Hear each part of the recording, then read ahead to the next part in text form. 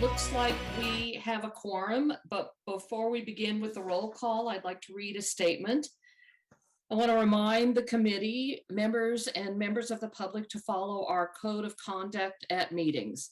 This includes commenting on the specific agenda item only and addressing the full body. Public speakers will not engage in a conversation with the council members or staff. All members of the committee, staff, and the public are expected to refrain from abusive language. Repeated failure to comply with the code of conduct, which will disturb, disrupt, or impede the orderly conduct of this meeting, may result in the removal of the meeting, from the meeting. This meeting of the Community and Economic Development Committee will now come to order. Could the clerk please take the roll? Carrasco, Morales, Mahan, Here. Esparza, Here. Foley. Aye, or here, sorry. Thank you.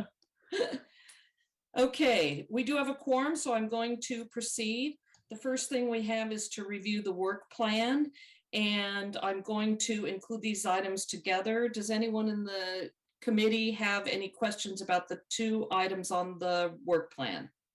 One that we are removing until next fiscal year, and the other is just being delayed. If not, then I do see a hand raised, so I will go to the members of the public. Blair Beekman. Hi, thank you. Blair Beekman, thanks for the meeting today. One of the items that's going to be deferred is a rent burden for affordable housing residents report. And I guess the other items that's being dropped is basically Coppa issues and TOPA issues.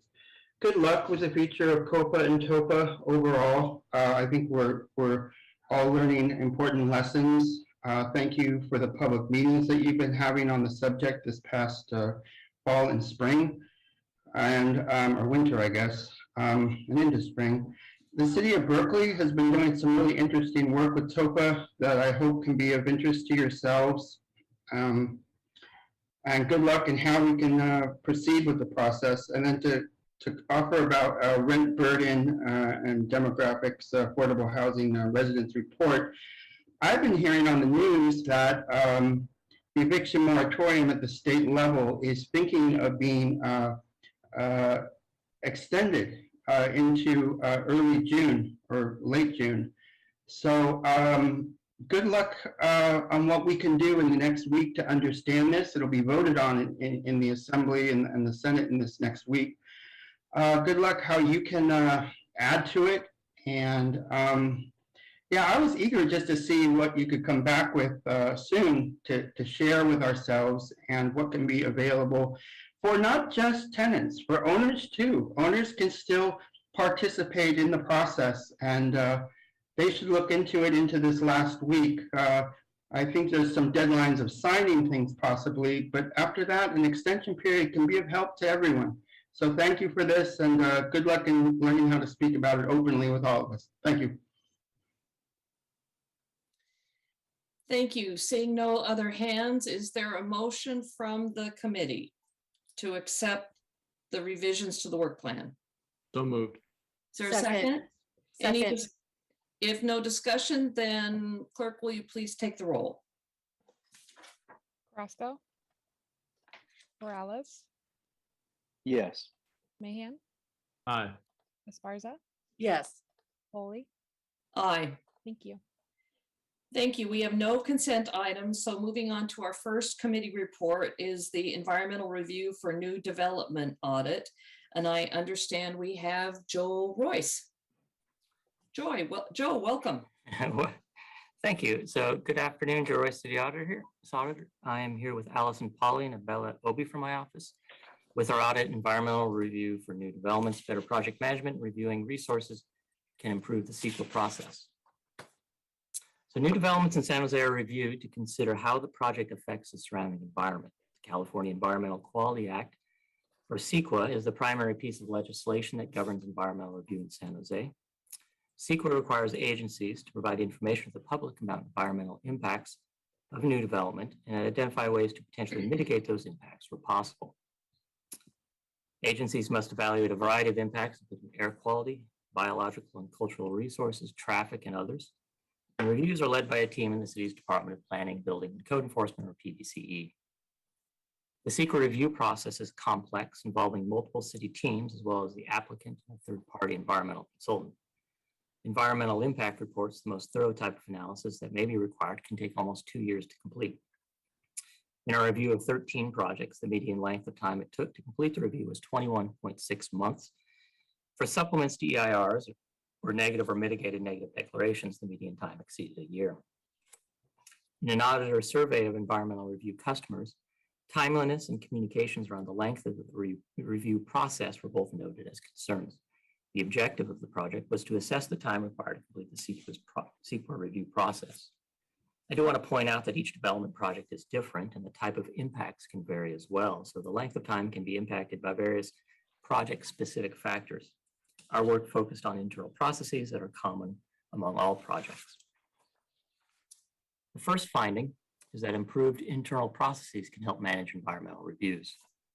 The CEQA process is lengthy and requires coordination and communication among many different stakeholders, including the applicant, the CEQA planner, the entitlement planner, city staff and other departments, and an outside environmental consultant. Environmental review and entitlement processes can occur concurrently and are generally led by two different planners, the entitlement planner and the CEQA planner. Because of the complexity of projects and the long timelines, coordination can be challenging as there are not standard procedures around formal information sharing, holding regular meetings, or establishing defined timelines for all projects. To improve management of the CEQA process, we have recommendations to expand the model for planners to handle both the entitlement and environmental review processes and develop standard project management procedures around information sharing, timelines, and other areas. The timeliness of the environmental review process is not currently measured against goals or targets, and the city's integrated permitting system could facilitate measuring timeliness of the process, but it is not used consistently in that manner. Other jurisdictions have benefited from standardizing processes with tools or templates for routine activities. And lastly, the city's public projects may require environmental review. However, other departments may not be fully aware of the CEQA process. This can result in delays. We have additional recommendations in this finding to set performance targets for CEQA reviews and improve data entry to allow measurement of progress toward those targets. Also, updating and developing tools and templates to standardize routine processes where they don't already occur, and educating city staff and other departments about the CEQA process. Our second finding is that better management of consultants can help keep projects on track. Applicants hire environmental consultants who prepare the bulk of the analyses that drive environmental reviews. In 2019, the city created an optional list of approved consultants.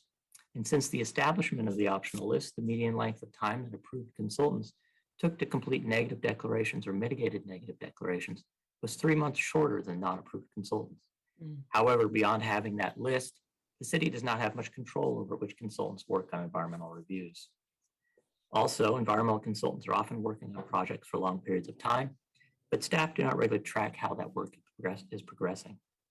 Lastly, though staff has prepared draft guidelines for consultants about the city's CEQA process, these have not yet been finalized or published for public use. We have 2 recommendations in this section. To improve the management of work done by consultants, PBC should establish procedures for regular communication between the environmental review planners and consultants and consider establishing a list of required rather than optional consultants, and finalize its draft CEQA guidelines for consultants. The third finding is that staffing and workload should be reviewed to ensure the program is sufficiently resourced. The CEQA team consists of 11 staff, including 1 principal planner who oversees the team. The CEQA team has experienced turnover and has reported challenges with high workload, but evaluating the resource needs of the CEQA team is difficult because staff undertake unbillable work and there is incomplete workload data. Currently, PBC has been working to improve in this area and intends to review the cost recovery calculation to improve fee setting and budget accordingly. Planners on the CEQA team do complete tasks that may be more appropriate for support staff, such as invoicing, preparing mailings, and similar work. So to better assess and distribute workload, we recommend PBC update guidelines for how to track time, including for unbillable time, and review the related fee calculations as appropriate, and reassign duties as possible, which could include filling the team support staff position. Our last finding is that options for city-initiated environmental analysis should be regularly weighed as part of strategic planning. In some cases, the city has initiated environmental analysis that affects the type of review or the level of review needed for new projects. There are several types of such analysis that the city can pursue. For example, the city conducted an EIR for the downtown area. Undertaking this type of analysis comes at a cost and requires resources and careful planning.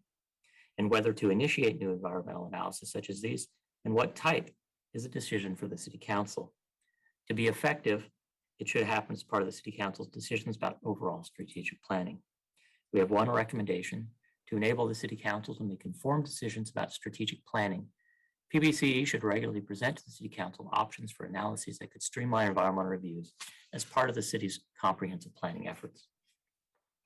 Our audit report includes a total of 12 recommendations to improve the city's CEQA process. We'd like to thank the Department of Planning, Building, and Code Enforcement and the Office of the City Attorney for their time, information, insight, and cooperation during the audit process. I ask that you accept the report and cross-reference to the April 26th meeting of the City Council. I'll now turn it over to the administration for their response. Thank you. Thanks, Joe. Thanks, Chair. Chris Burton, Director of Planning, Building, Code Enforcement. I'm actually going to hand it over to Robert Manford, who's just going to touch on just a couple of points from PBC's perspective. Thank you, and good afternoon, members of the committee. The administration agrees and concurs with the findings, and our response will be categorized into what we've already done, what we are doing, and what we intend to do going forward. A lot of these are already green-lighted, part of the Management Partners Report of 2016, and also included as part of the Transformation Development Services Transformation. I have a few slides to share. Let's see.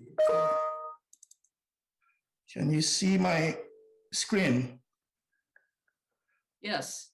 Okay, let's see. Let's go to.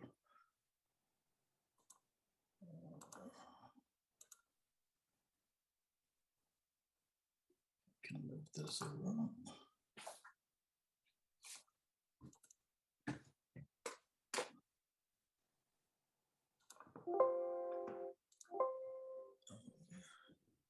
I'm gonna have to move this back so I can share my screen properly.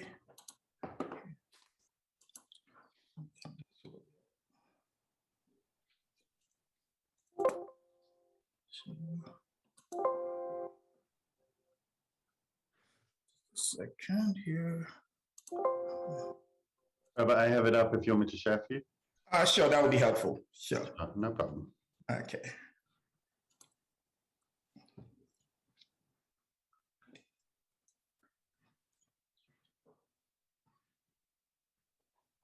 There we go. Do you have the right one? Yes. I assume so. It has your name on it. Yeah. No, I mean, you know, it always comes up with the two screens. So. Okay. So the audit recommendations include 12 findings. The administration, as I indicated, agrees with all the recommendations, and again, they are green lighted. The recommendation build on continuing improvement efforts developed after the 2016 Management Partners Report, which included creation of new environmental folder in Amanda, which is the system that we use to improve time tracking, and also the rollout of a list of pre-qualified environmental consultants. The department has a work plan for implementation, including finishing work in progress and efforts to start in financial year 22-23. Next slide, please, Chris. Next slide. Yep. So 8 of the 12 recommendations, we already have work in progress, which includes recommendations number 1, 2, 3, 4, 6, 7, 8, and 10. I know that you've read through it, so in the interest of time, we'll move on to the next slide. Work on the following 4 recommendations will start in financial year 22-23, which include update of Amanda environmental folder to improve milestone tracking and IT support, review cost recovery calculations, which is very important, required by the administration team, and then fill vacant support staff position to help environmental team and historic preservation team with administrative tasks, including invoicing, which is very, very important. As we are cost recovery, that is something that we are looking to really implementing. And also the last recommendation is that to develop a criteria process to present to Council with opportunities to improve on the preparation of program level environmental clearance. Next slide, please, Chris.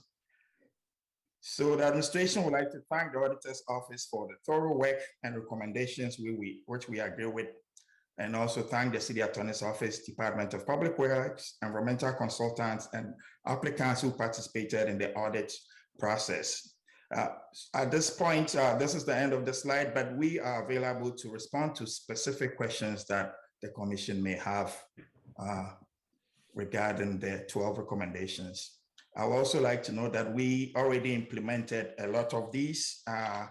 In January of 2020, when Rosalind was the director, we came up with environmental review process improvements and new procedures, which actually a letter or communique came out from Rosalind's office to all staff, and then our development services partners, in addition to all consultants. So I can go into details if and when you have questions about that. Thank you. Great, thank you. Joe, thank you for the presentation, and Robert, thank you for the administration's response to that. Let's go first to the members of the public for comment. Whoops, and I lost track of who was up there. I think we have Blair Beekman. I think Chair. it's Blair, yep. Okay, Blair, go ahead. Thank you. Blair Beekman here. Gonna give my shot at this item. You guys have been working on updating the CEQA things for a few years now, and I am not fully aware what you're doing with that. I feel pretty stupid about that at this point. But I guess, when I remember CEQA in the past, it worked in such a way that it seemed to go like a bit over the top in what exactly we should be environmentally reviewing. And so I can kind of understand your need to create a more efficient process, and I thank you for that. I guess just a cautionary warning that that in these new efficiency practices that you won't be giving up meaningful checks that we have to continue for ourselves, and to always be reviewing what those checks can be, and doing that process better to be able to explain to new groups, a new corporate manager groups that will come in, working on the same thing. I mean, and to hear them out and to hear what can be, honestly, our better selves of CEQA review, and getting their feedback and not just blowing them over saying we're government and you're not, we have the better ideas. Making a collaborative relationship on what is truly our better environmental practices. If you can do that, just always be refining this new work with CEQA and its efficiency practices. And I think you get the gist of what I'm trying to say, and good luck in those efforts with this item. Thank you. Thank you. Turning to the committee, Councilmember Mahan. We Thank have you, one more hand Chair. up. Sorry, Oops, Chair. I'm sorry. I see, I got out of that. Jill, go ahead. I'm sorry about that. Jill Borders. No problem. Hi, I actually have a big kind of general comment. I try very hard to follow a lot of the projects that the city has to review, and that involves CEQA. And over the years, I would say, I don't know, over the last decade or so, I've read a lot of these projects. And my I do think things need to be streamlined. I'm looking at one project right now. It's in its 5th year of being reviewed. It's going on and on and on. And I know that you're bound to certain rules and so forth, but it's for one person's residence. I suppose that one person is very, very lucky to have this much involvement with the city. But I think it should be noted that any time that we're honoring all of these streamlining processes and trying to do things that are going to help become our city to become more efficient, at some point we're going to have to look at, 5 years is an awfully long time to look at something that was already denied once, then it gets to go back. And how many times is it going to go back, and how many tax dollars are spent for one particular residence when we know that there has to be some mitigations going on? It's already been denied once. My overall comment is that if you can just go through the entire CEQA process and still say, yeah, you can mitigate for this and this and this, but it's absolutely going to be a significant change to the environment, but you can still approve it, it's really bothersome. And I really strongly feel that it has impacted my ability to trust our planning department in general and have CEQA have any meaning at all. And so I just wanted to say that I'm grateful for all the work that the planning department does. I know it's tedious and ongoing. I'm appreciative, but I also feel like it lacks some real kind of honesty, to be quite frank. Thank you. Thanks, Jill. Going back to the committee, Councilmember Mahan. Thank you, Chair. And just, first I want to say I really appreciate this audit. I think it's such an important thing for us to be looking at. So many of our conversations come back to our housing crisis or San Jose's incredible need to attract more jobs. Obviously, there are places we want to attract jobs and housing and ways in which we want to do it, but nonetheless, those median review times being as long as they are is no doubt an impediment to attracting and securing the kind of investment that we want in the housing and jobs that we need, where we want it. So I just appreciate that we're looking at this, and I think it's actually really important. When it takes 12 months or 21 months to go through the review, I don't need to tell you all, but the carrying costs, it's prohibitive, right? I mean, this deters investment, the kind that we need and we want in housing and jobs. And so certainly, I think it's important that we're doing environmental review. Obviously, it's much broader. CEQA is much broader than the environment.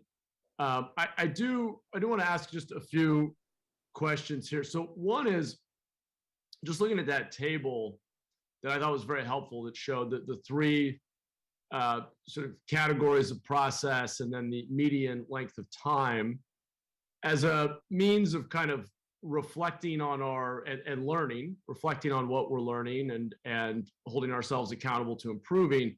Is there a plan to come back in an appropriate period of time? I don't know if that's 6 months, 9 months, 12 months, whatever it might be, to look at those numbers again in light of the changes that we're making based on this audit, all of those recommendations that we're implementing?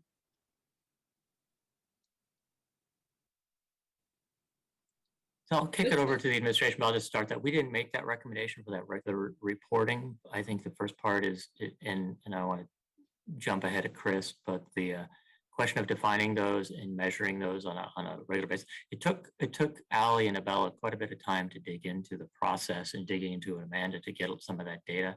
So just a quick note on that. I don't know if Chris or Robert wants to speak to kind of that report back.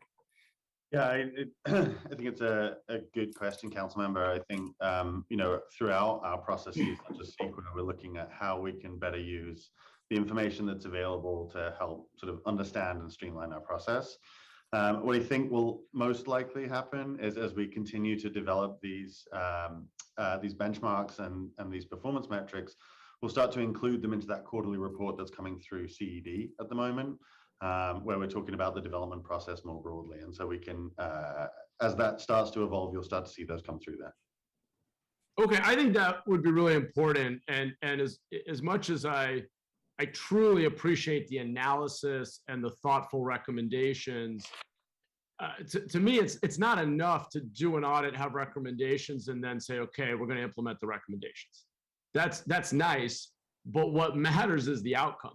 And so I think it's more important that we say, well, if the goal of this is to appropriately streamline, and if the primary data point that's in the presentation is it's taking this many months, the median review of this kind is taking X number of months. To me, it would be logical that if we go then and implement a dozen recommendations, that I would expect that we would see that number come down. And I really think we need to think about it that way. Otherwise, I think we're using a lot of precious staff time to analyze and audit things and then implement recommendations to check a box, rather than actually getting the improvement that we need for our community to actually get shovels in the ground for the jobs and housing that we need where we want it. So I know I'm repeating myself a little bit here, but I think it's really important that we're actually doing that upfront baselining and then looking at where we are 12 months later when we implement a bunch of recommendations, because that's, I think, only fair to the team that's doing all this analysis and trying to come up with these recs. Let me move on. Have we done any benchmarking against other cities, and ideally looking for cities, certainly in our state under the same, legal regime, if you will, but cities that we think have been innovative and effective in these kinds of processes?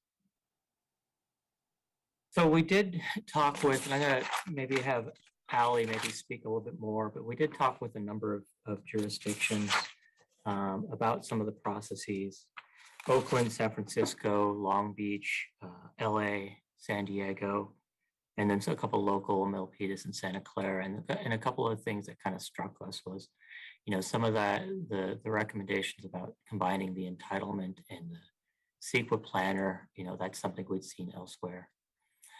The last recommendation about some of these city-initiated reviews, that was another piece that other jurisdictions have, whether it's an area plan or some other sorts of analyses to kind of, similar to what we've done with downtown, taking some, using those plans to help future projects.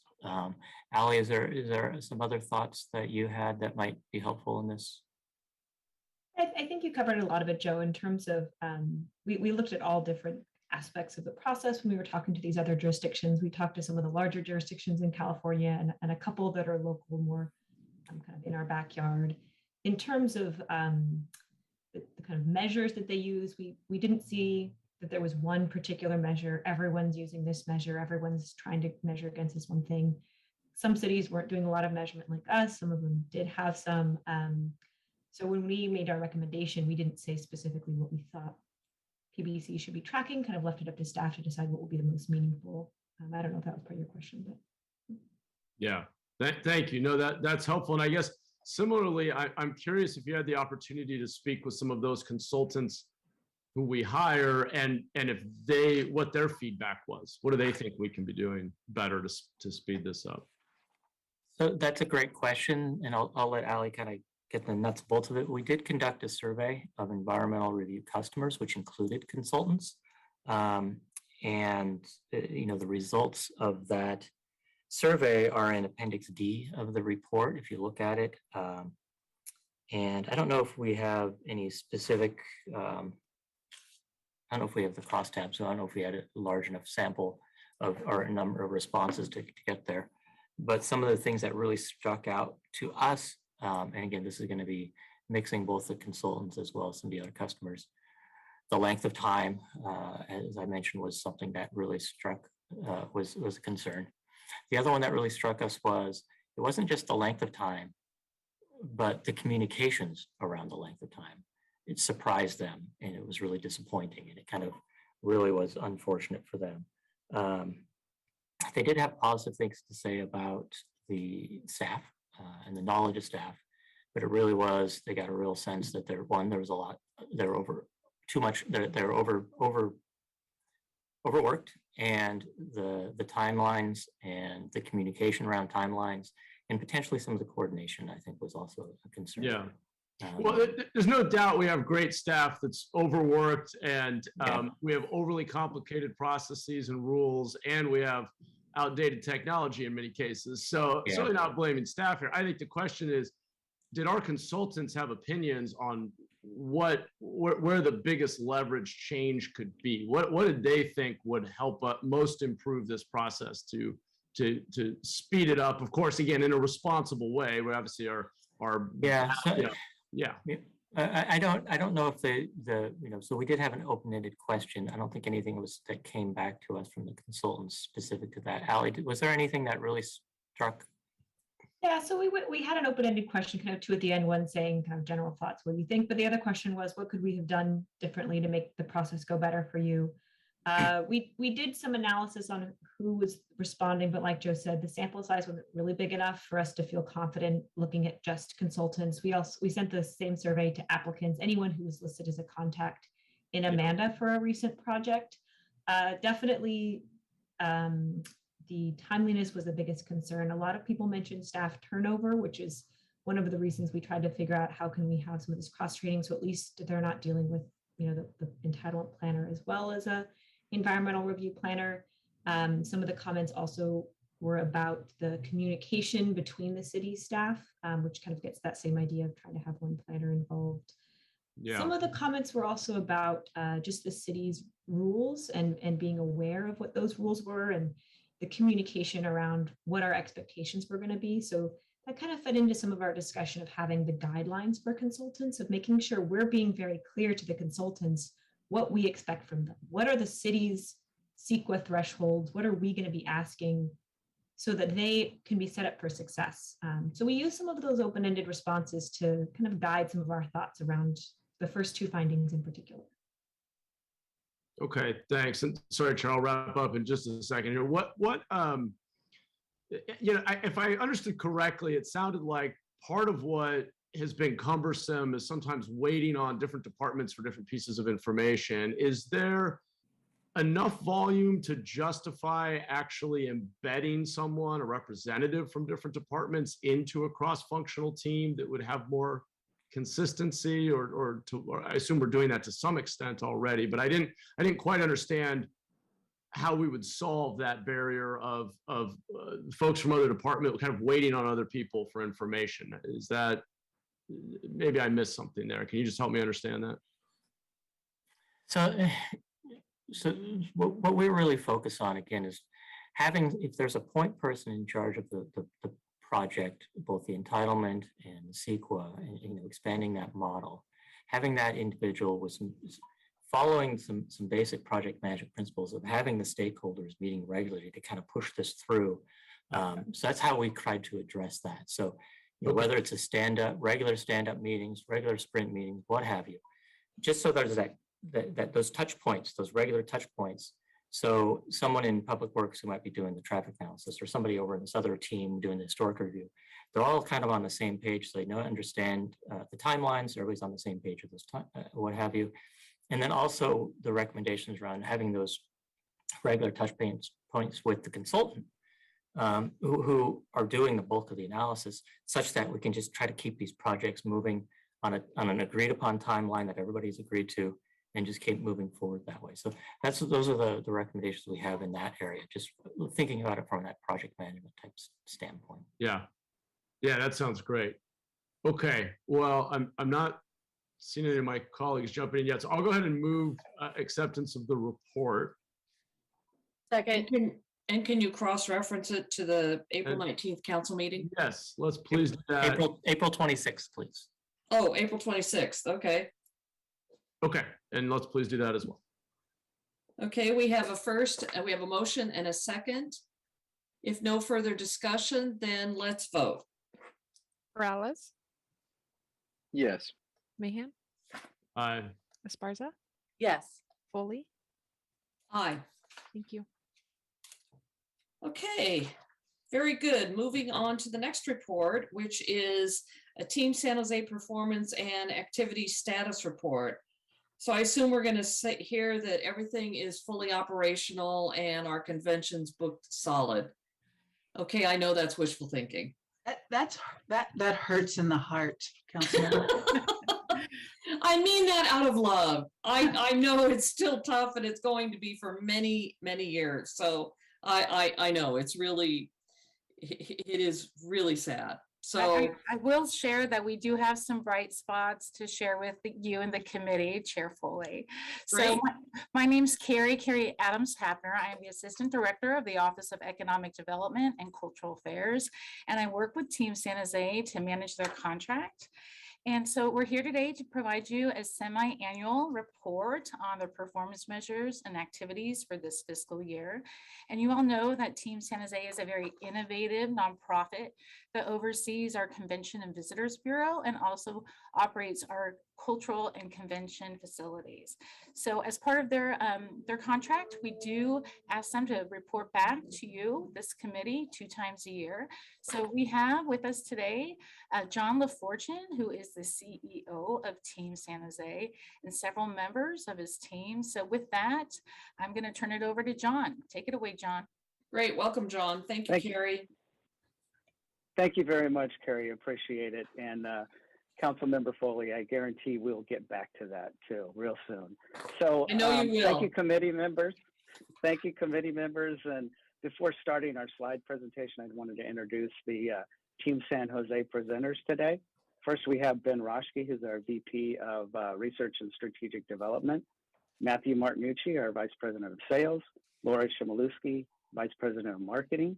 And starting us off with our performance results, our mid-year performance results, is Ihab Sabri, our CFO. So Ihab, you want to take it away from here? Yeah, thank you, John. Good afternoon. My name is Ihab Sabri, CFO of Team San Jose. I'm going to present to you today the performance results for the first 6 months of our fiscal year, which is basically July 2021 through December 2021. The numbers look great here. As you see, the estimated direct visitor spending was $9.6 million against a goal of $4.5 million. So we are ahead of the game there in that line by $5.1 million. Future hotel room nights citywide was over 52,000 room nights against a goal of 50,000. So again, we are ahead of the game, 2,300 room nights. Theater occupancy 66% against a goal of 56%, so 10% better than the goal. Gross operating revenue $14.6 million against a goal of $6.6 million, and favorable variance of $8 million. Gross operating results $943,000 against a goal of a negative or a loss of $1.9 million. So we're ahead of the game by $2.9 million. Customer satisfaction 100% year to date, and the goal was 95%. So we're doing better than the goal by 5%. So these are amazing, great results we see here on the screen. However, with Omicron that hit us really hard in January and February, the numbers don't look as great as now. And in further slides, we're going to explain exactly how Omicron impacted our performance. So great start of the year, unfortunately, was disrupted by Omicron starting January, and we got some cancellation in January through June, actually. So we're going to pick up, hopefully, things are getting better. So we're gonna pick up the pace, and hopefully we're going to have a good closure of the year, the fiscal year. This is everything we have in the performance results for the first 6 months of fiscal year 21-22. I'm open for any questions. If not, we're going to move to the next slide. Thank you. Just want to share a couple metrics beyond our performance measures real quick. We've continued to see strong growth in our web performance and social media outlets over the course of the first 6 months. It's important to note this growth has been driven almost exclusively by paid media, meaning a digital advertising program to potential travelers, which Laura will get into a little more detail around later in the presentation. The hotel recovery is in effect. As you can see, we've had some healthy gains year over year. However, it's important to note this is still, occupancy is still 25% lower than pre-pandemic levels.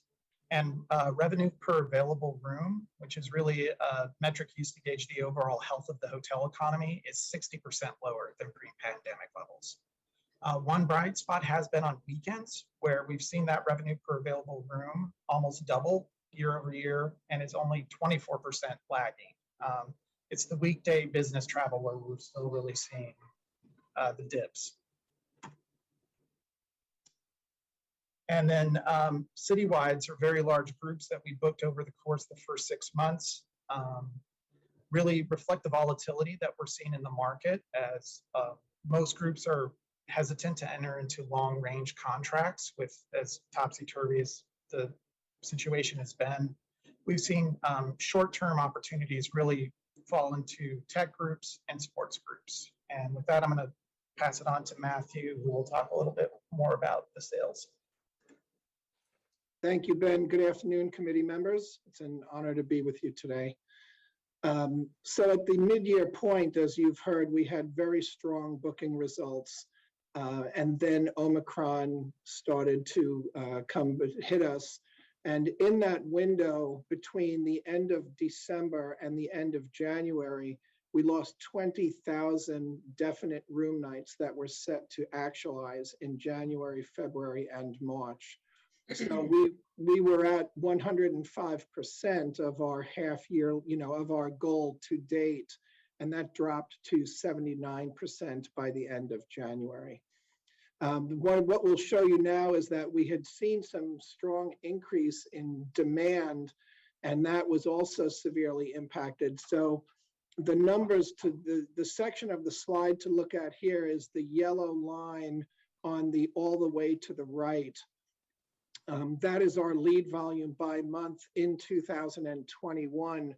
And you'll see that there was very strong performance in October with 136 leads, which was actually better than pre-pandemic lead volume. And then November was also very strong at 121 leads. That took a significant dive into December at 61. And then if you go to the left side and you see the blue line in January, which is 2022, you'll see it was also not strong in January. So not only did we see definite business leave us, but we saw demand for future dates also contract significantly at the same time. So the next slide, please, Ben. So as far as what is happening now in the market, and we want to see and be a part of the recovery as quickly and as strongly as we can. So one good step in the right direction for the city is that the Signia by Hilton will soon be reopening its doors after more than a year being closed when it was the Fairmont. They'll open with about a third of their inventory while they finish renovations. But this is definitely a positive development for downtown and for the city. And we have many customers interested in that property.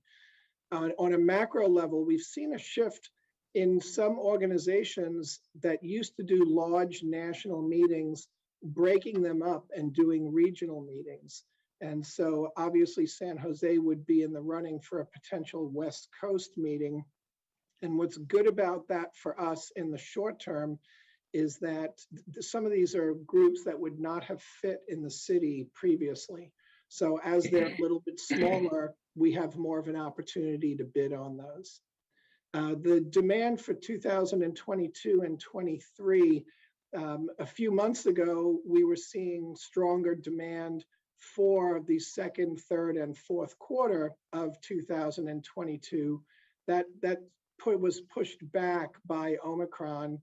Now what we're really looking at and is seeing that really it's the fourth quarter of 2022 and then into 2023 that many of our customers are looking to actively plan in-person meetings. There's still a tremendous amount of volatility in the market. We know that many of our customers, especially the corporate customers, are very risk averse. And so they're not as quick to come back as we would like to see. And as you can see already, we've had several groups decide not to have their events, at least this year. And this just speaks to our ongoing mission of diversification of our customer base. We love our corporate customers. We love our technology companies. We just need more organizations that are either associations or sports related or Smurf, religious, cultural. And we think that will put together the appropriate mosaic of business that we need for 12 months to be successful. Thank you. And then I will turn it over to my colleague, Laura. Thank you, Matthew. Hello, council members. For the record, Laura Schamiliski, Vice President, Marketing and Communications for Team San Jose. So as we all know, when COVID hit, our budget was cut. We had catastrophic layoffs. Our hotels were closed and all of our venues were shuttered. In addition to that, we, of course, lost all our marketing funds. When our hotels did reopen last April, our board and the city agreed to a one-time funding from our reserves to jumpstart and support our hotels.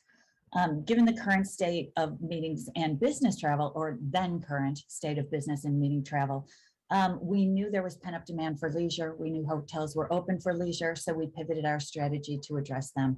Next slide, please.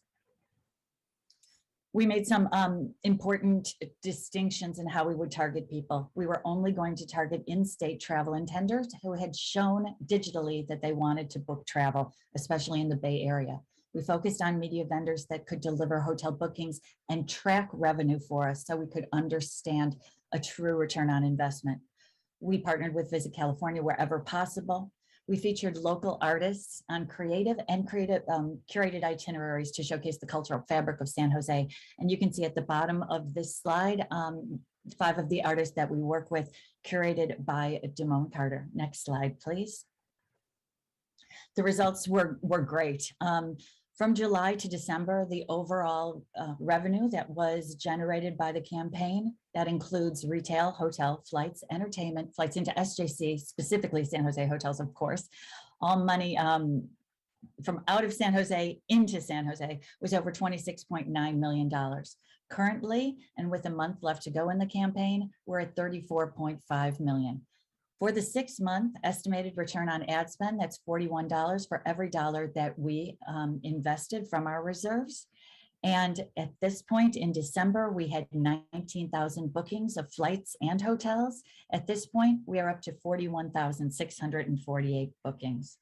I also want to say that this was from a one-time infusion because there are no reserves left. We're currently in an urgent budget situation, and we want to thank and need to thank all council members and their staffs and all our great partners in the city staff who have made themselves available to work with us to find a solution to this problem so we can continue to drive out-of-town dollars into San Jose. We're very grateful for everybody's help. Thank you, and we will all take questions. Great, thank you so much for the presentation. It's going to be a long time before our convention centers are at full capacity again. So while some other sectors of our economy are recovering quite nicely, the hospitality is not. And so I appreciate that you're thinking out of the box and going after leisure travel as opposed to depending on the conventions that just don't seem to be happening that much anymore. And your numbers really were good through the first half of the fiscal year, which was probably felt pretty good. And then Omicron hit, and we all know what that did to lots of different businesses. So with that, I'm going to turn to the members of the public before I go back to the committee. Blair Beekman. Hi, Blair Beekman. Thanks for this item.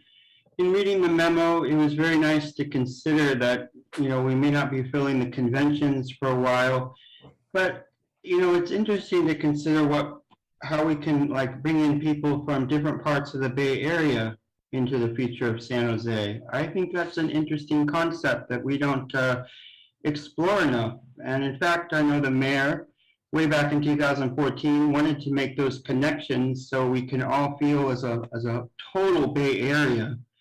And I think that's an important concept we can work on. I mean, I often speak in Oakland, Berkeley, sometimes San Francisco, And I made clear what we're doing here in San Jose and what are our good practices. The ideas of racial equity in accounting and auditing was awesome. That cities like Oakland really needed to hear and understand what we're doing, and it's been a really good example, I think, for the rest of the Bay Area, and also the natural disaster preparedness practices, and that you talk about it within committee meetings. So it's those sort of things, when you share that, it makes it interesting, I think, for people to want to visit. And of course, that comes to the ideas of open public policies and accountability with surveillance and technology and data collection. And just a reminder, I hope I can get this out, that if Team San Jose really works on wanting to practice those ideals of openness and accountability with technology, just be familiar with it, it really creates an important goal in how we think and work. And I think that's what can be really appealing to people. Good luck in all the in the AI data collection you're doing, and how we can all better understand that too. Thanks.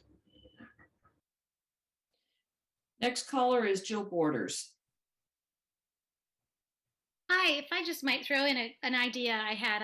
I'm sorry to be chatty today, but since you said the Monday through Friday hotel, there's lots of vacancies during the week, and we're constantly talking about how can we get people to come downtown. I just feel like we have to have this big brainstorming session, because I know you'd lose money on this, but instead of investing it in outreach and advertising and all that, what if you kind of take a hit on, say, a Tuesday night, and you turn in Tuesday night into a fall in love with San Jose again, and it's for us residents. We live here. If I could go down there for $100, I might just spend $80 or $100. I know you might lose a little money that night, but what if we could create a night that's for us? And at the same time, you're trying to get people to come downtown. You're trying to share the beauty of downtown. You're trying to get people to get excited about downtown. I got to be honest, I just have no reason to go down there. But if I had an incentive, like a really nice hotel room for one night on a Tuesday night for $80, and I could, walk around the plaza, and then, maybe a 10% off coupon to go get a taco over somewhere. I mean, that would be fun for me. And I think, I'm not sure how to do it, but, for those of us that will never be able to spend $300 on a hotel room at night, never. That kind of cost, like $100 feels exorbitant to me, but it would be like a night out because we don't go on vacation. So I don't know if that could happen, but if we could make people come downtown again, maybe those of us that can't do that and stay in a fancy hotel and swim in a fancy pool. I don't know, maybe we could all fall in love with San Jose downtown again. Thank you. Thank you, Jill. Turning to the committee, Councilmember Mahan. Thanks, Chair. I love that concept of fall in love with San Jose again. That was a nice idea, Jill. Very quick question for Laura. I was really interested in the direct marketing results. That multiplier is incredibly impressive. I guess maybe two questions. One is, were you able to calculate what that translates into in terms of tax revenue back to the city? Because that multiplier, as I understood it, was an overall economic activity multiplier. Is that correct? No, it's actually, we work with several partners that buy media and then buy results from major hotel chains, Marriott, Hilton. And right, so my ad puts a cookie in them, and then I buy, then I trace them, I prove conversion, right? And I have that. The reason that, so it's not based on, I simply meant that your 45, whatever the number was, that multiplier of 45 to 1 was dollars to the local economy, but I'm just curious what the tax revenue back to the city is, because that would help us, I think, justify spending even more if it was even just neutral in terms of revenue to the city. then it would be all the more advantageous for us to keep spending those dollars to kind of, spark spending in the local economy. Right. Thank you, council member, for the great question. Because the buys are so different and because this is an amalgamation of the different buys, if we do a deeper dive, we could actually look at the total revenue, right? So for this month, cumulative 34.5. We know that TOT is 10% with an additional 4% on top of that to pay back the bonds on the convention center, right? We know sales tax is also, sales tax is also generated as well. And that's 9.38%, I believe it is. Correct me if I'm wrong. So the only thing we cannot count is flights booked into SJC should not be included in that. I can go back to my media buyers, hopefully back out the flights, and then you'd get pure revenue that tax was based on. And somewhere around 10% of that number should be the tax benefit, right? Overall. That's pretty incredible because that would imply still a 4-to-1 multiplier effect on those ads, right? Meaning we're actually generating more revenue to the city than we are spending. And now we're very different from an internet advertising company, right? But typically you would want to ramp up that marketing spend to the point at which you kind of hit saturation, and you're basically there's no longer that kind of net profit on it. So that's really interesting. How much more scalable do you think that model is? If you had twice as much money on direct marketing, would that ratio, or presumably over time that ratio is going to come down? You're going to hit a saturation point, but do we have any indication of how far away we are from that saturation point? I would say we could double it easily. Right now, what we're looking at just in the last month, we've had a 3 to 5% increase in media costs, and we're buying based on real-time bidding, right? That's how I'm getting people digitally. So that's gone up. Additionally, most of our competitive set and most of California and domestically, DMOs were made capable to receive EDA and ARPA funding for destination marketing because it's understood it's an investment in economic development strategy. We have not. So while our budget this was a solid budget from our reserves and it really paid off, it will likely cost more to get the same results moving forward. And we could probably double and still get really good results.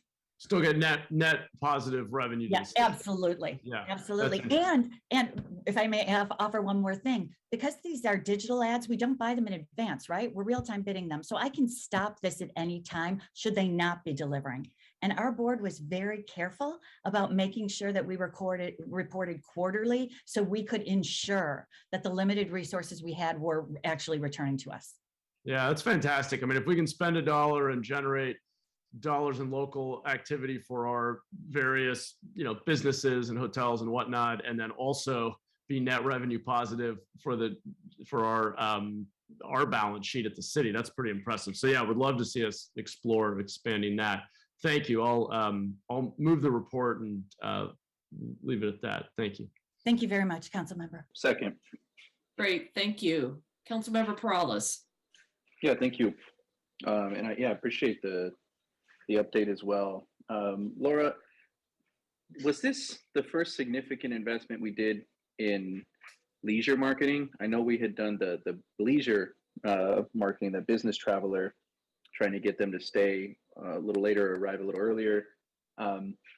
Was this, would you say that was the first more significant leisure investment we made? Thank you, council member. Absolutely. Before we did try to extend stay for business travelers, we knew were coming into the area and we were able to identify them, right? We wanted them to stay longer, to bring their families, to spend more. This is the first all leisure campaign that we've ever done. And it was actually larger than any leisure campaign we ever did. But we knew there was pent-up demand, right? We knew our hotels needed a jumpstart. So we were really confident it was time to do it. Okay, yeah, that's what I had recollected, but it wasn't certain. So thank you for that. I am very intrigued by the results that we have, and I think that it speaks to the fact, number one, just because we haven't been in that market, right? We have never advertised, and so it's like, just entering the game, right? Just playing in the game. And the fact that we never were, clearly we weren't going to have, I think, a significant turnout of results on leisure travelers because we never marketed to them. And so I'm excited about that, about the results that you were able to get. I know that the results that we were getting with leisure travelers and the marketing we were doing pre-pandemic was also very successful and had a lot of ROI or return on investment. And so I would agree, with the importance or the significance of continuing that investment. And even if the reserves are depleted, I think that there is a true value in being able to not only help with what your organization is doing, but as you pointed out, you're able to market and utilize the current events that are already happening, right? That the arts and cultural institutions that are already having events. So we're in essence supporting them as well by doing some of this marketing and driving people to some of those events. So it's truly an investment into Team San Jose, into San Jose as a leisure location, but then it's also a direct benefit and investment into our local arts and cultural organizations. And so I'm excited about it. I think we need to continue that investment. Hopefully the hotel nights start to get booked up, the convention center starts to get booked up as we're transitioning. And I think we're all crossing the fingers, right? Transitioning out of the pandemic. And you'll be able to get some of that revenue back on your own and within the Team San Jose coffers. But until then, I absolutely think it is a worthwhile investment for us to continue to make as a city. So I'm excited about it. Thank you. And that's it for me. Thanks, Chair. Thank you, Great. Councilmember. Wonderful. Thank you. I had a question about the leisure component of our marketing campaign too, as it relates to our live theater productions. They seem to be, some of them seem to be up and running again. I know many of them were had issues because of Omicron, but they seem to be back in business. So what is the occupancy, like the Hammer, the California Theater, the other properties? Now I know Hammer is managed by San Jose State, right? But what's the occupant or the number of events that are occurring? Are you seeing those picking up? Because that should relate to being able to pull people in to spend the night or to spend money here and spend the night. John, would someone from your team like to take that one? Real quick, like the convention center, the theaters with Omicron got hit pretty hard too, January, February, and moving through, a little bit through March. But we're certainly picking up again. Broadway is full force again. We're starting to get the concerts back. So Omicron did hurt us for a few months, like it did the convention center, but we're certainly coming back on all the theaters right now.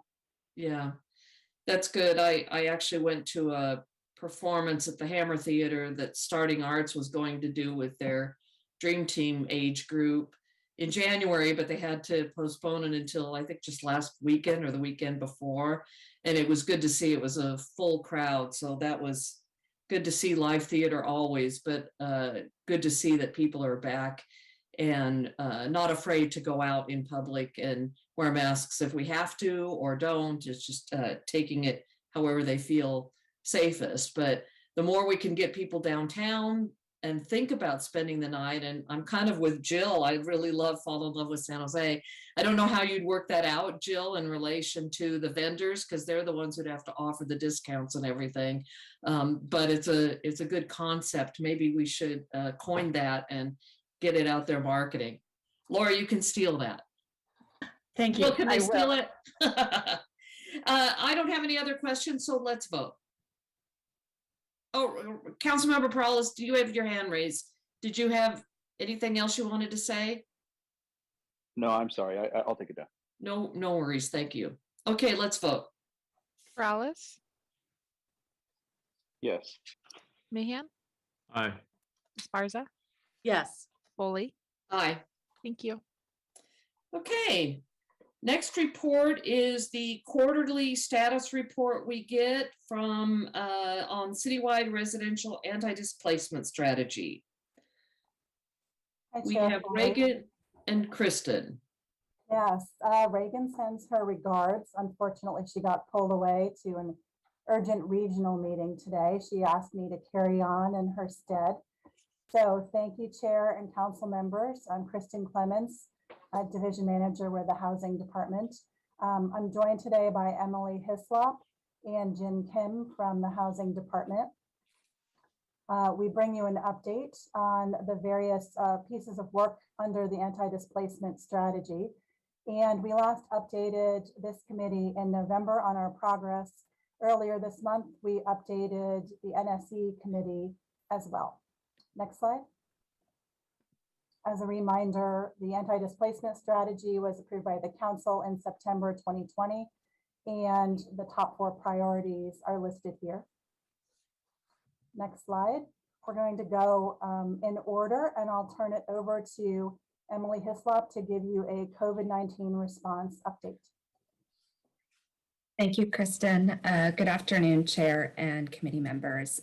Briefly, you all heard this last Tuesday, but for the state emergency rent relief program for the city of San Jose as of March 20th, over 15,684 households have completed applications, and of those, 71.5 million has been paid out to over 5,500 households. The average amount of assistance has been $12,390. At least 49% of the applicants are Latinx headed households, and at least 61% of these households earn less than 30% of the area median income. And a quick note that the rental assistance program, it will be closing its doors to new applications on Thursday, March 31st. They will continue to process all the applications prior to that date, but tenants can only request rent through the program through March 31st of this year. Next slide, please. So there are some eviction protections that are set to end March 31st, 2022. I will note the current legislation, but right now there's 2 levels of protection that are in place. And what's not going to change is that for COVID-19 impacted tenants who have unpaid rent debt between March 2020 and September 30th, 2021, that unpaid rent can never be the basis of an eviction. It turns into civil debt. So those tenants with any unpaid rent from that time who are impacted are still covered. Will continue to be covered. The types of protections that have been in place since October of 2021 that are set to expire this Thursday are procedural in nature, and that in order to file an eviction lawsuit or get a judgment in an eviction matter, a landlord has to demonstrate their efforts to obtain rent relief funds on behalf of the tenants. So right now, and probably with the pending legislation, tenants must be prepared to pay April rent and forward. So if they can't do that, they have to, and like I said, the state rent relief program is only funding rent through March 31st. So tenants who are still in need are going to need to seek out other resources. The protections that were set to expire that many people were concerned about were that those tenants that had pending applications, that they could be vulnerable after April 1st, after Friday, basically. So Assembly Bill 2179 was printed at the end of last week. It's currently going through the state legislature and past the Judiciary Committee. What this bill would do is extend those procedural protections through at least the end of June. It also, a big point, would preempt any local legislation about rent debt during that time. You'll learn more at the City Council meeting tomorrow during the Intergovernmental Relations Report, but I wanted to note that here because Council did direct Housing to come back with a proposed urgency ordinance for April, for those impacted tenants, April and forward. But if this legislation passes, which it needs to go and be voted on this week, we would be preempted from legislating that period of time.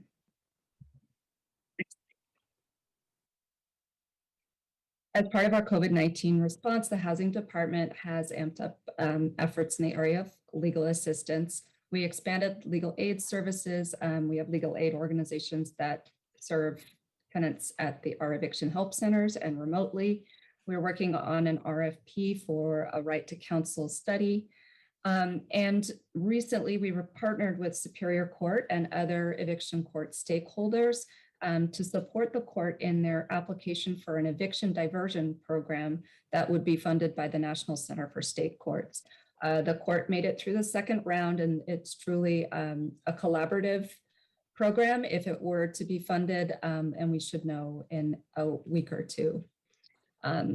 Even if that doesn't get funded, we are working together with the stakeholders to work towards a housing collaborative court with stakeholders there to provide litigants with resources and to help them resolve outside of court.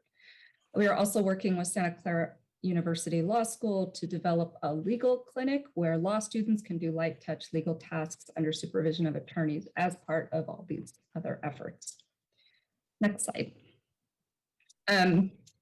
We knew that the eviction protections were ending kind of abruptly March 31st, we put our heads together with the county and other stakeholders and the court about what we could do to try and avoid eviction and also get landlords funded, because the main concern was the tenants who have pending applications and the, for lack of a better word, the very slow pace of the state processing these applications. They weren't going to process enough applications to protect tenants from risk of eviction.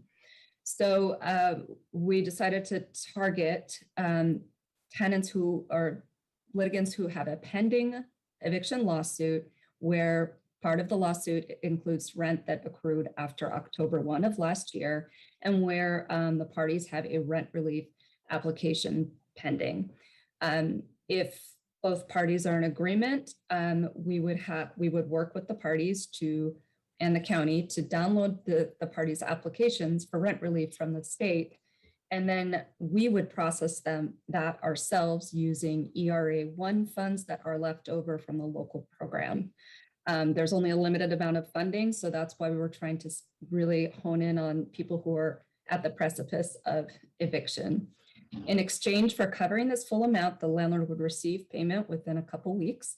The landlord would dismiss the eviction lawsuit, and the tenant would be expected to pay current rent.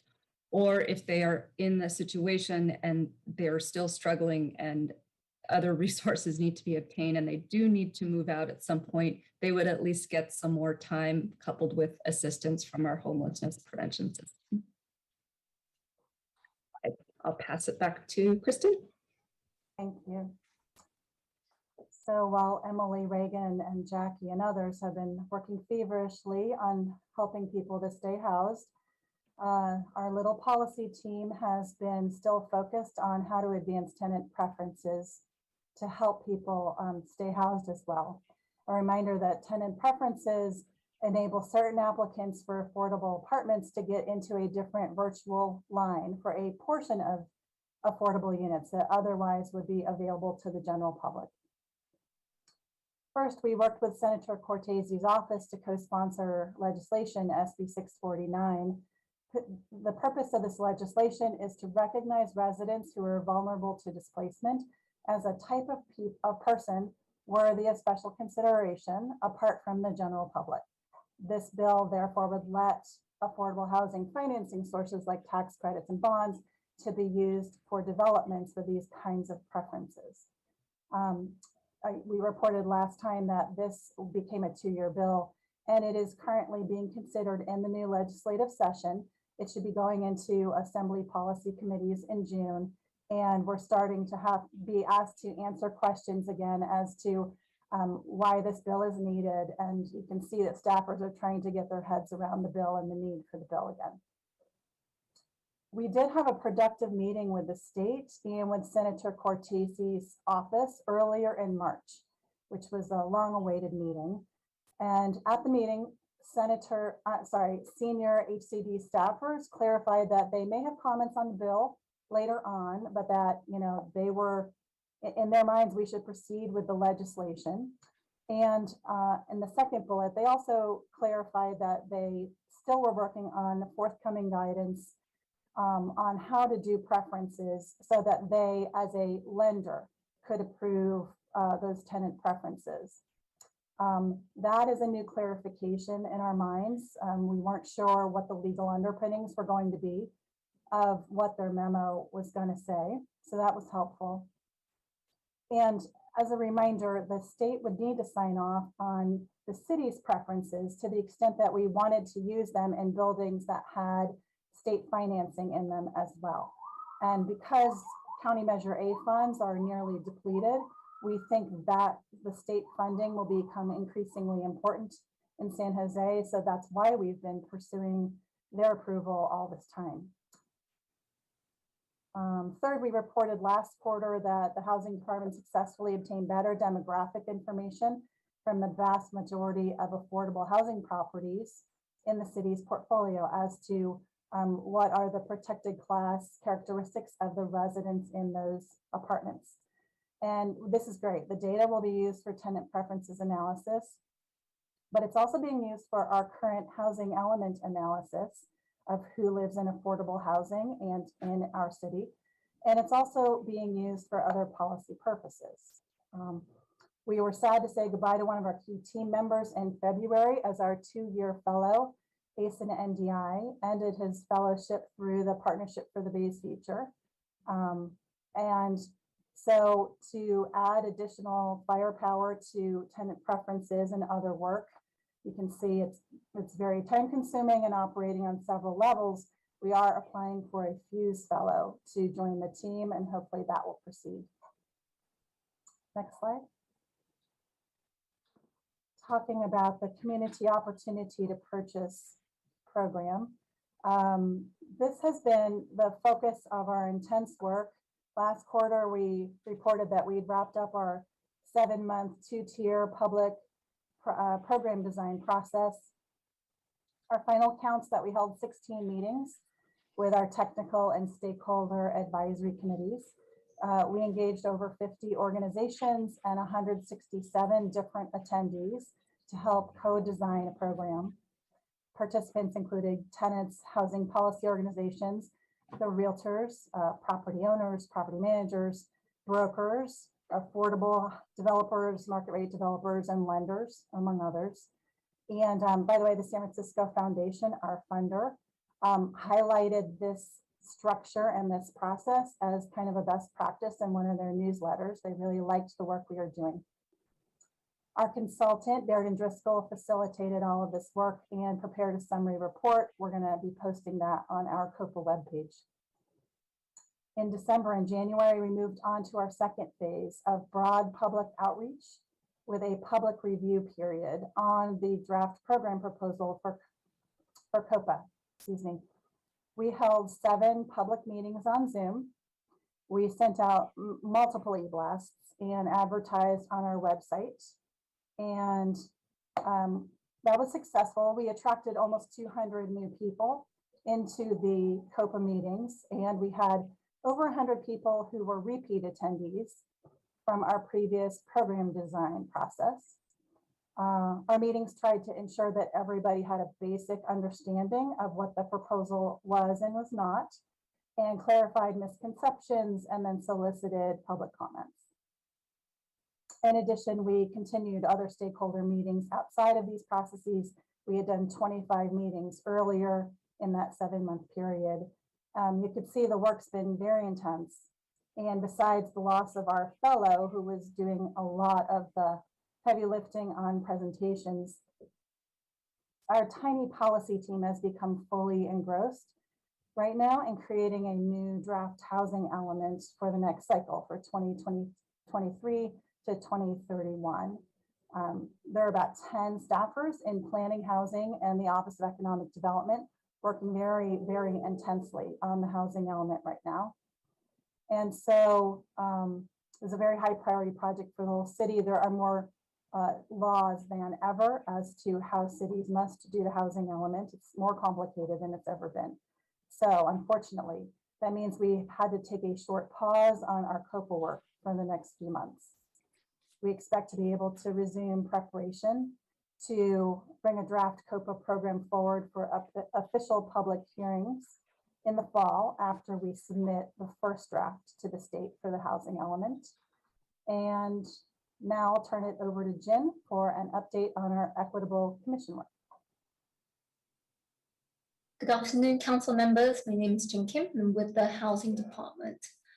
For recommendation number 4 of the anti-displacement strategy, this focuses on increasing equitable representation on the Housing and Community Development Commission. And so part of this work, we're finalizing the recommendations to add a new lived experience with homelessness seat to the commission, developing guidelines and resources, as well as a stipend model for the lived experience seat commissioner. So that we can bring forward to council in April. During the past quarter, staff has continued to engage various community stakeholders, especially groups with members who are or have been unhoused. And most recently, we presented the recommendations to the Commission on February 10th.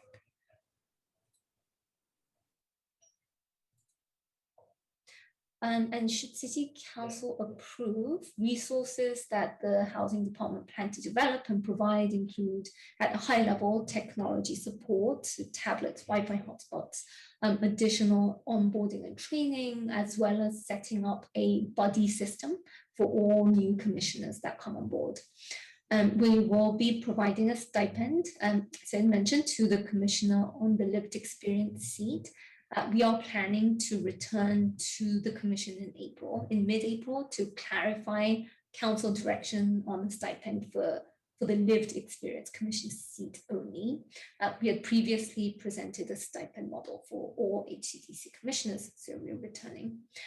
And last of all, staff also recommends that the lived experience seat commissioner be nominated by the mayor at this time, as the mayor currently nominates citywide commission seats.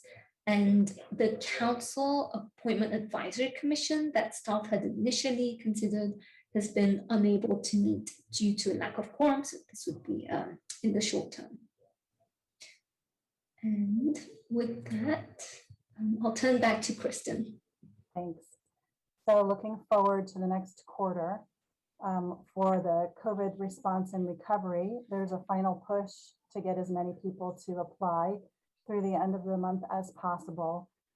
Continue to operate the eviction help centers and reach people with education and outreach about resources that are available for them. Create the eviction diversion program and work on the law clinics creation with Santa Clara University. And we'll be returning to council in April with the eviction moratorium or tenant protection ordinance. Next steps. For tenant preferences, we are keeping the bill support going and starting to work again on support with stakeholders and then HCD whenever they are ready. Applying for the Fuse Fellow for staff capacity increases. And then whenever the state issues its guidance, we will do our best to start the analysis so we can get that going as fast as we can. For Coppa, as I said, we are deferring our final program recommendations and the official public hearings until after we submit the housing element first draft to the state. So that should be resuming work on Coppa in the fall. And finally, for the Lived Experience Commissioner, after Jen comes back to the Housing and Community Development Commission on April 14th, we'll be working on council approvals, muni code changes, and then recruitment and training plans and starting the recruitment. And with that, we are open for questions, and we're joined now with Jackie, our esteemed director, who can help answer any questions. Thank you. Wonderful. Thank you, Kristen, Emily, and Jen for that presentation. I'll turn to the members of the public. Blair. Hi, thank you. Blair Beekman here. Thanks a lot for this report. Like I tried to report earlier, just a thank you to our persons at the state level who are working to extend the eviction moratorium process until I think it's the end of June. And it's not just for tenants, it's for owners too. And Yeah, I don't quite know its guidelines and restrictions, but it's definitely worth asking about if you're a tenant or owner. And things can continue at this time, and they're in the way, they're in the place to be able to continue. So thank you to everyone for your work so this can happen. You know, there is COVID that's pretty serious in China right now that we have to be considering. And so I hope mask use is still on our minds, and that we have to be kind of wary if we visit Chinatown or, you know, anywhere basically. Something can still happen, and we have to be prepared.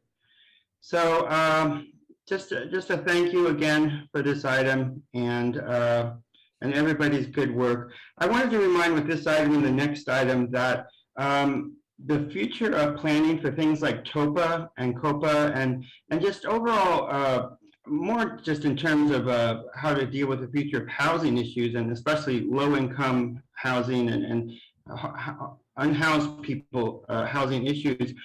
We're receiving a lot of subsidy money, and the California state is really building a future of how to practice subsidy spending and grant money to local communities. Let's do it well and not be afraid of subsidies, and let's learn how to talk about that with good programs, housing programs that we already have, and how subsidies can really help. Thank you. Thank you. Turning to the committee, I see no hands raised. Does anyone have a motion to accept the report? This is a quarterly report. We're going to see another one in 3 months, I think. I'll move approval, and thank you for the report. Thank you. We have a motion and a second. Let's vote. Morales, Yes. Mahan, Aye. Esparza, Yes. Foley. Aye. Thank you. Thank you. Great. Next report is the city roadmap, small business recovery.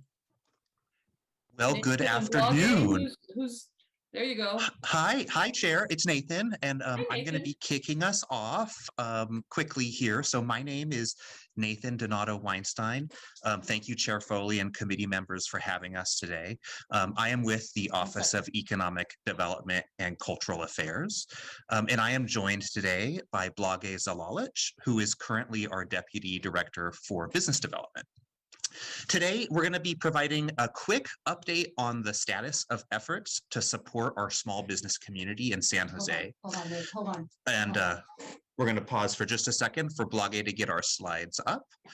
And while she does that, I'll give you just some brief background. Which is that we last touched on this subject with you in September of last year. And in that presentation, we focused on the city's economy more generally. Today, we're going to be more tightly focused on small business in particular.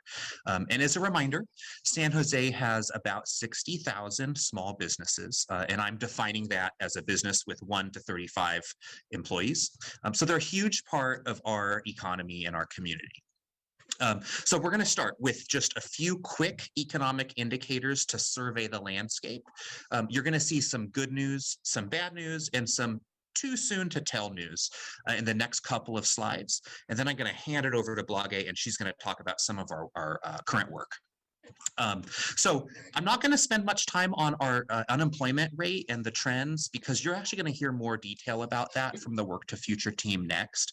But I'll leave you with the good news, which is that our unemployment rate continues to decline and is actually lower than the 3.5 number you see on your screen because the new numbers just came out. However, our communities of color continue to experience higher rates of unemployment. Although those rates have also declined since we last visited with you in September. Blage, if you can move to the next slide. You saw this slide last fall. This is looking at the jobs recovery by industry. And what's really good news here is that our lagging industry sectors, those on the right, have actually started to recover more of the jobs that they had lost. When we last saw you, they were really, really lagging. Those numbers are in the parentheses, but as you can see, for instance, retail trade has now recovered more than 70% of the jobs that it had lost. Next slide. So some mixed signals for you once again. First is top line consumer spending, which is a huge contributor to making our economy go round. And on this front, our metro area has recovered. And in fact, we have recovered to pre and even exceeding pre-COVID rates of consumer spending for the better part of a year, with the exception of some sectors like restaurants and entertainment. And then on the bottom of the screen is sort of a little bit of a buzzkill, which is our resident mobility continues to lag other metro areas. And by mobility, I mean how much are our residents kind of being out and about. And that's primarily due to work from home. And when we look at recent data from Google Movement, we have not seen a significant uptick so far this year in workplace mobility patterns. We're going to be tracking that really closely as we go through the year. Next slide. And just a quick super stark reminder of this. This is the chart that Castle Systems puts out. This is keycard data, which shows San Jose is ever so slightly ahead of San Francisco in terms of workers actually being in the office, but we're below most of those other metros. Now, this is for office workers, and kind of the interesting and unique thing about San Jose is actually a huge part of our employment base does not work in an office. And if you were in manufacturing or many types of research or retail, you've been at work the whole, for much of the past 2 years, right? And so that's in some ways blunted the impact of work from home in San Jose, but it's still very much a dynamic, especially in downtown. Next slide. So numbers and statistics are awesome, but what is actually surfacing as concerns from small businesses on the ground? Well, here's a sampling. We go out every week or every other week and do a business walk and try to talk to business owners in the community. And just a few of the things that they talk about, these are not a surprise. And some of these things we just don't have control over as a city, right? But it's still important to be aware because it's part of the dynamic our small business owners face. I'm just going to zoom through these things like real estate, access to capital, labor force issues. A lot of these are not that different from before the pandemic, but in some cases, the issues and concerns have been heightened because they've been impacted by the unique dynamics caused by the pandemic and its aftermath. Blage, if you can zoom forward. Thank you. So yeah, inflation, supply chain issues, and kind of the general, what we call cost of doing business, very much top of mind.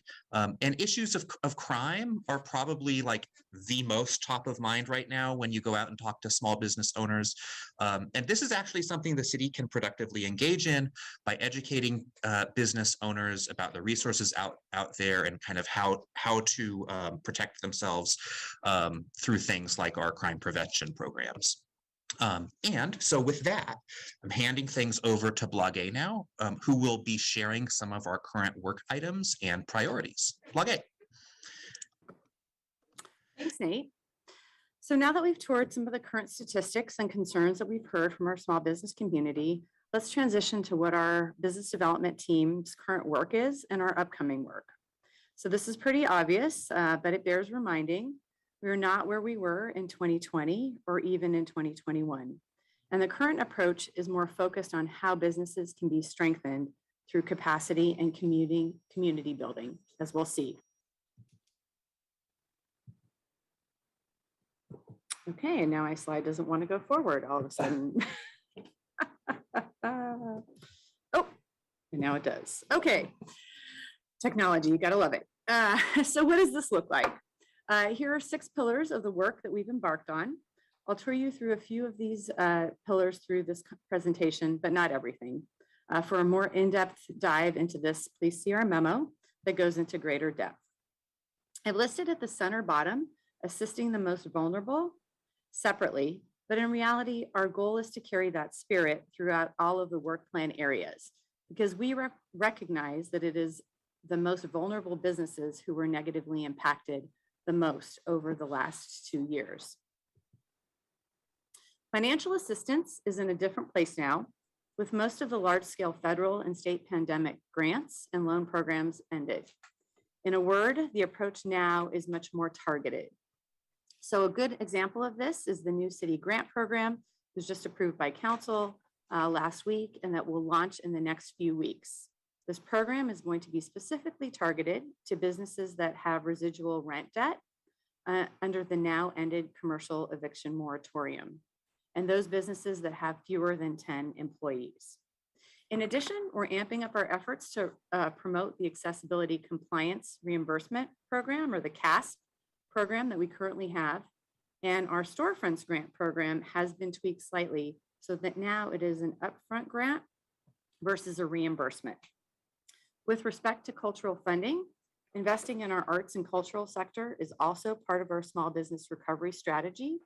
And so our colleagues in the Office of Cultural Affairs are currently completing over 100 fiscal year 21-22 grants to nonprofit arts and cultural organizations. On the technical assistance side, we've got advisory services such as business planning, access to capital, marketing, legal assistance, and financial education that we're working to bring forward to our small business community. So city staff does not directly provide this technical assistance to all the businesses that need it, but our team is really focused on providing city businesses with inclusive in-language access to quality, free or low-cost technical assistance providers. We really felt like we needed to up our game in kind of the new landscape of the new normal that we're working in here after COVID.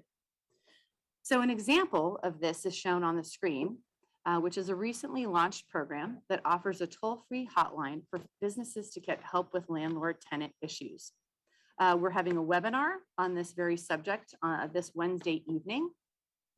And our partners in this endeavor are Start Small, Think Big and the Latino Business Foundation. So really trying to broaden our community reach with some new CBO partners. As far as neighborhood districts, business districts go, as I mentioned previously, what we really found is those neighborhood business districts that had representation seem to fare a little bit better during the pandemic because they just seem to have quicker access to resources and information. So OEDCA is supporting the creation of 2 business district manager programs for the Monterey Road and Tully Road areas. We are also working on a property-based improvement district formation proposal along Alum Rock. And we are doing regular biz walks in a number of commercial sectors of the city. And so we're happy to say that we've completed at least 1 biz walk in each one of our 10 council districts. And we're doing these big biz walks twice a month. Really helps us to get in touch directly with the small business owner. And of course, last, but as I mentioned, not least, we are really trying to focus on assisting the most vulnerable in our business community in whatever way that might be. And we talked about the fact that really kind of meeting people where they are, but also in the language that they are most comfortable with has really been kind of a key pivot in our business outreach efforts. So as we've begun to focus more on small business, we have looked to evolve the composition of our staff. So we're very excited to say that we've added 2 new bilingual staff positions in recent weeks, and we're also very close to filling a Vietnamese speaking business outreach and assistance position that will give us those capabilities on the team.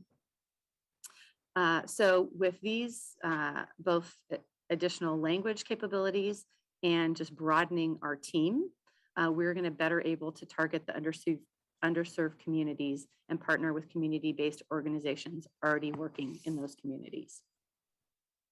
And with that, I'd like to just conclude by saying that the team is very excited about the work that we're doing and going to be doing to assist and strengthen our small business community. And we look forward to the positive and most importantly, long-lasting results from our efforts. And with that, Nathan and I and our director, Nancy Klein, are also here to take any questions that the committee has. Thank you. Good report. Thank you, Nathan. Thank you, Blage. Thank you, Nancy. Turning to members of the public, Blair. Hi, Blair Beekman. Within the previous item, we may not be receiving continual funding, from the COVID era in the large amounts that we were that Reagan Henninger often describes. But the way that the funding was set up from the federal level, they gave a lot of money to the state level, and they are expecting the state of California to develop some, really in-depth detail funding patterns and cycles, so we can then ask the state for, important future funding needs that can cover ourselves at the local level much better than we used to be able to. And that's a key concept I hope we can learn to more openly talk about, because it's with that, like with the previous item, that, with the small business plans here and the previous item with housing goals, we really need to learn to organize and ask how we can use subsidy programs to help our most vulnerable and people who really need the help. We can do that better now. And it's a matter of really organizing that and explaining it to the community and to each other exactly what we will be doing. That will create, trust and not fear. And that's important. We can't be fearful going forward with this sort of things. We don't like to talk about subsidies, yet they're always a part of our lives and been a big important factor in our lives. And it's a time that we need to, just be open with each other and describe what's available and what our future is possible of. And good luck in working towards that and making a trustful future process with subsidy issues. Thank you. Thank you. Don't see any other hands raised, so I'll go to the committee. I don't see any hands there either. Is there a motion to approve to accept the report? So moved. Second. If there's no discussion, then let's vote. Morales, Yes. Mahan, Aye. Garza, Yes. Foley. Aye. Thank you. Thank you. We have 2 reports left. That's great. We're moving right along. The next report is the city roadmap regarding employment and workforce development status. Right. Great. Good afternoon, Madam Chair and City Council. Good afternoon. Good afternoon, and City Council members. I'm Jeff Ruster. I'm with the Office of Economic Development, and I'm joined by my colleagues today, Monique Melchor, Lawrence Tu, Nguyen Pham, and Ruby Carrasco. And as the chair has mentioned, we're here today to provide you with an update on that component of the city's roadmap that relates to reemployment and workforce development, as well as present some of the key activities and accomplishments of the Work to Future program over the last year or so. If you go to the next slide, I'm not going to go into much detail here, but we all remember those horrible 4 to 6 weeks, and from about mid-March until the middle of April, end of April, where our local area lost about 143,000 jobs. As you'll note, though, the unemployment rate did drop significantly between April and November of that year, down to 5.2%.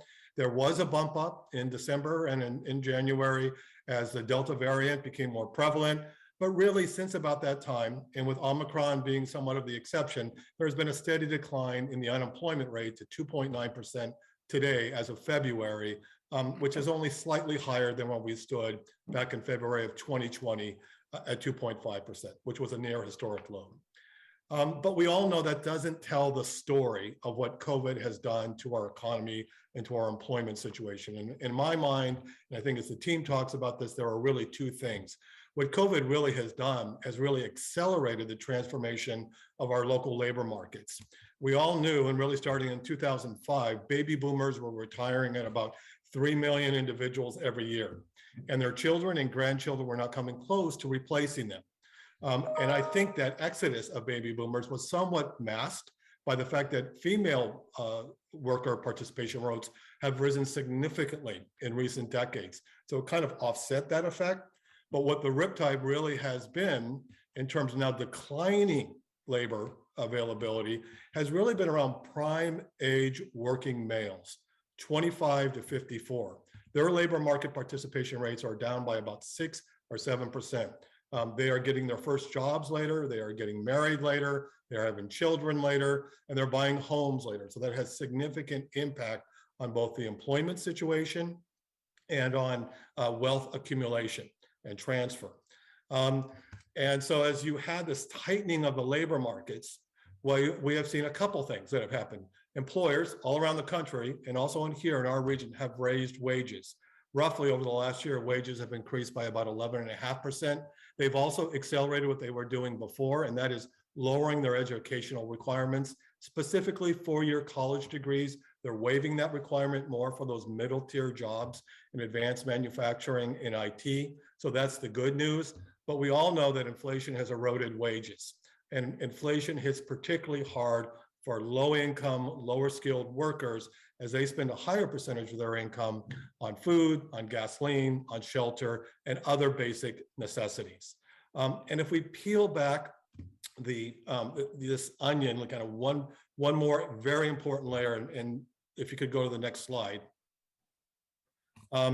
We back in 2018, we did a study because we were hearing from national policymakers, state policymakers, national think tanks and the like, that there was no economic distress here in San Jose. They would look at our unemployment rate, our federal poverty rate, which was 7.5%, our very high median income, and said there was really no drastic need relative to other areas. Go to the next slide if you would. So we did a study where we corrected for the cost of living. And we also asked someone, what would happen if you had one $500 unexpected expense? And when you factor those two elements in, at that time, 2018, 45% of our households were living on the edge. They were either below poverty or in that bubble on the verge of living in poverty. And the majority of those folks, according to our research, were immigrants and people of color. So again, the second thing that COVID has done has really kind of exacerbated the very difficult situation for a significant percentage of our community. So what does this mean for Work the Future and our partners and our strategy? Well, in terms of who we were focused on and have been focused on, nothing really changed.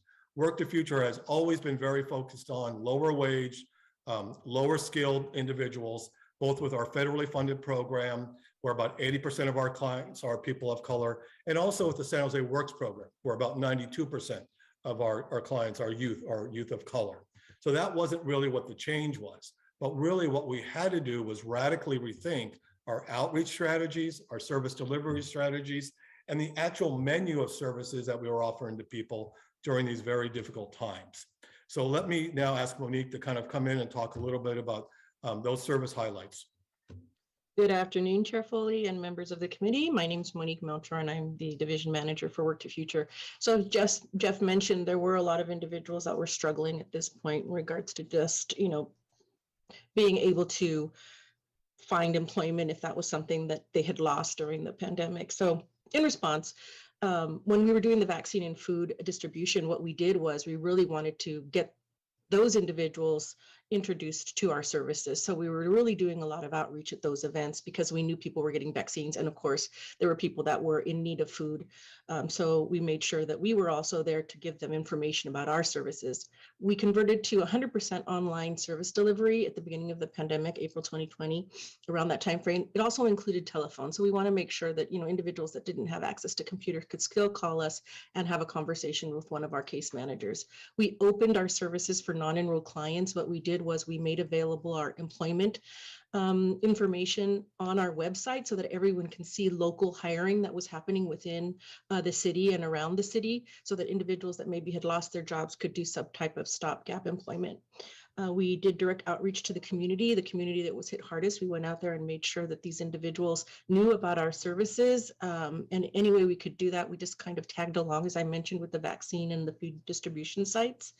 And we continue to do that. We're still reaching out to the community to make sure that they know, and especially because we just moved, that we're going to be providing services in those hard to reach areas, which are the marginalized communities. The next slide, please. We relocated to our new one-stop on the east side on Las Plumas, 1608 Las Plumas, which is a really great facility. And hopefully now with the mandates dropping, we're going to be able to serve a lot more people who can walk into our center. But still, we're going to have any type of remote service available for individuals. We've enhanced our partnerships with the libraries so that they understand what workforce is and how we share our workforce information to the library so that they can help individuals that come in. We are engaging with community members outside of Work to Future with Bridge to Recovery, and we created a workforce board youth forum just to make sure that we were reaching out to other entities. And that was 60 plus other organizations that we're working with. We conducted 2 more RFPs to enhance outreach and augment our youth services. So we have this full array of youth services in the upcoming year. Next screen, please. We've served, based on the data that we did receive once we were out there in the community, 5,000 non-enrolled clients and 4,000 enrolled clients. 80% of those clients were BIPOC clients. We did, and I want to make sure that I emphasize this, we met our federally mandated performance requirements, even though we were in the middle of a pandemic, and that was very important. We still wanted to make sure that the clients knew that there were services available and jobs, most importantly. For our San Jose Works program, we served 1,000 youth. And again, this is really important. Our youth program manager, Ruby Carrasco, was vigilant in making sure that the employers we were working with could provide these services remotely to the kids so that they weren't losing out on that opportunity. And again, with that population, 92% of them were BIPOC, and we still had a 94% retention rate, which was great considering our circumstances.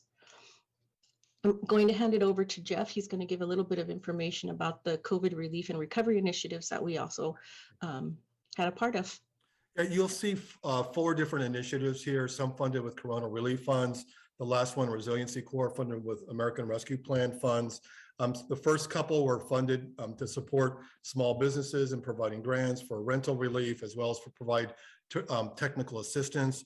We did one Corona relief funded program where we worked with Goodwill and served about 180 individuals that had been laid off due to COVID, provided them with work experience and occupational skills training.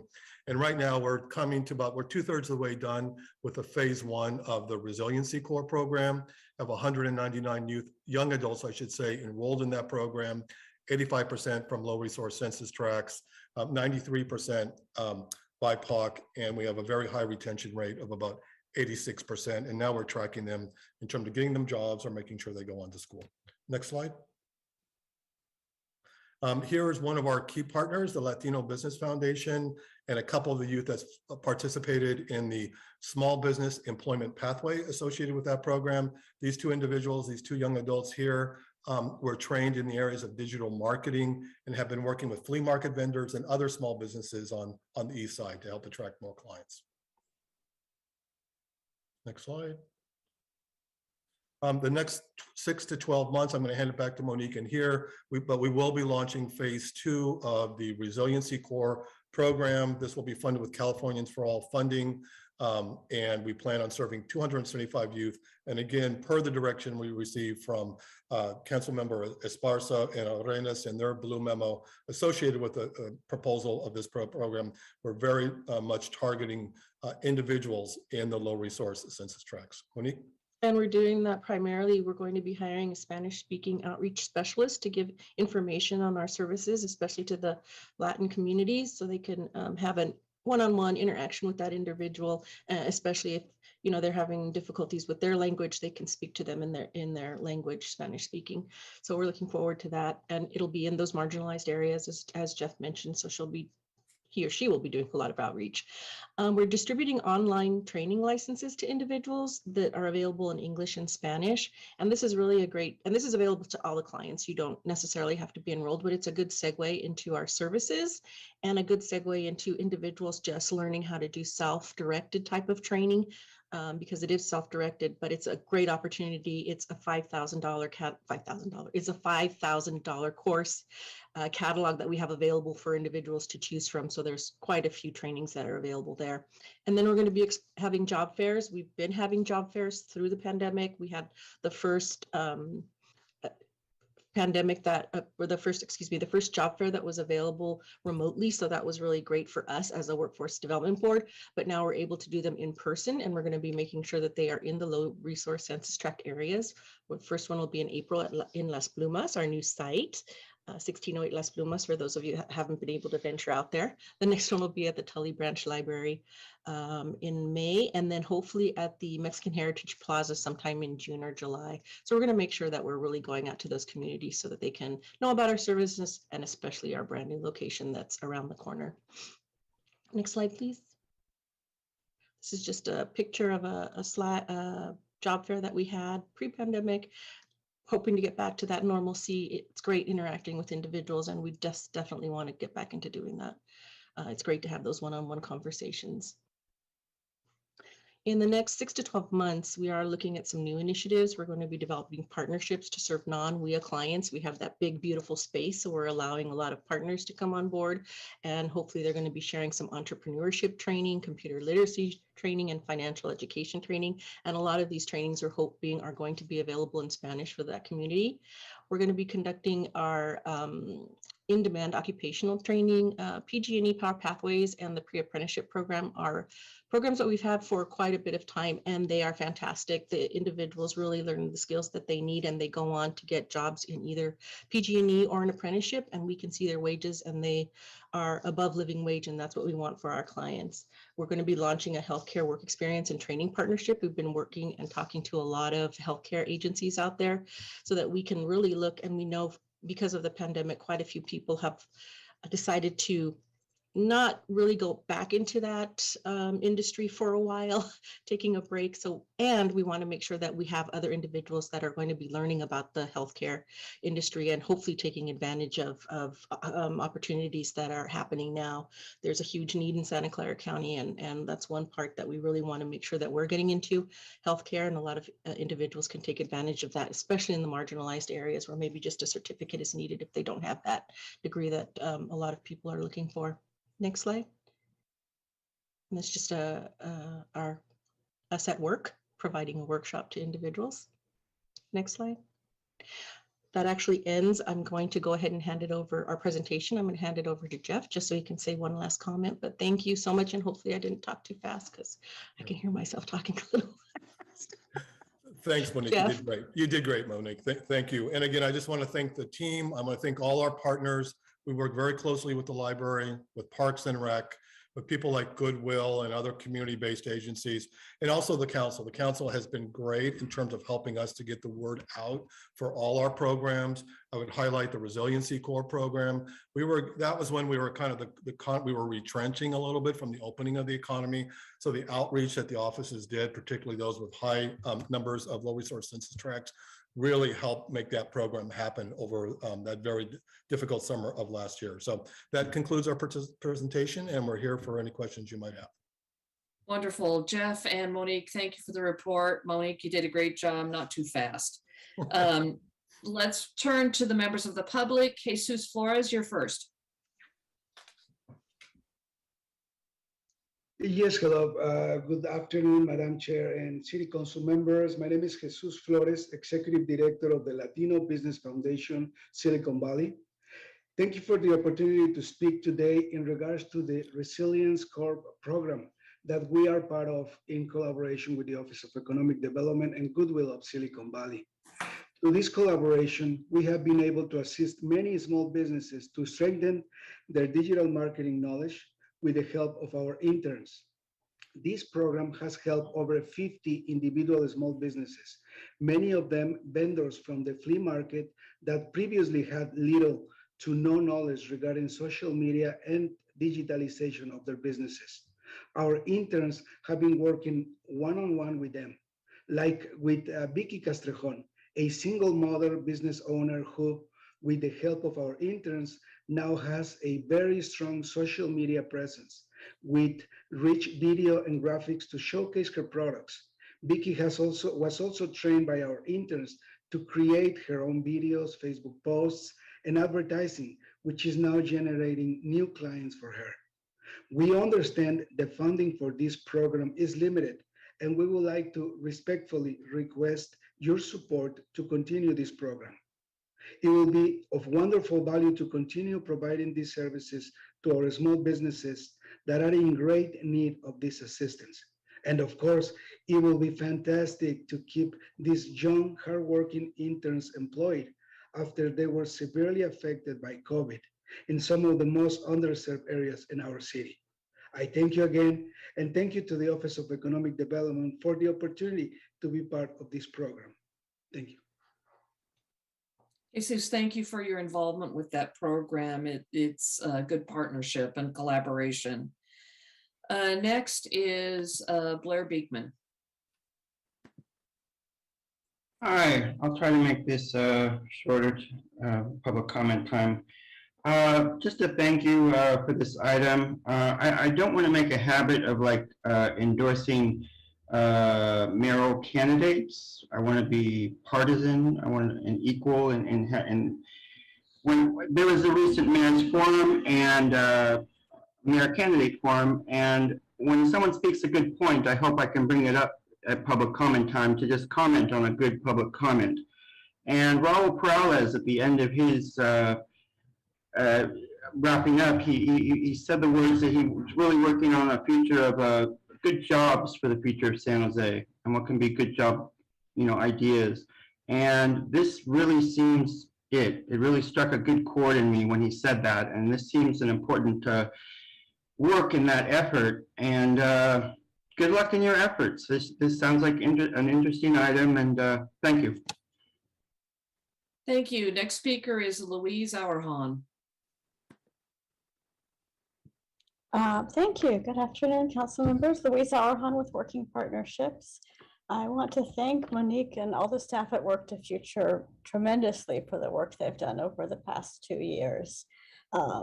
It's really been a lifeline for a lot of folks in our community, and very much looking forward to some of the new things that are coming down the pike.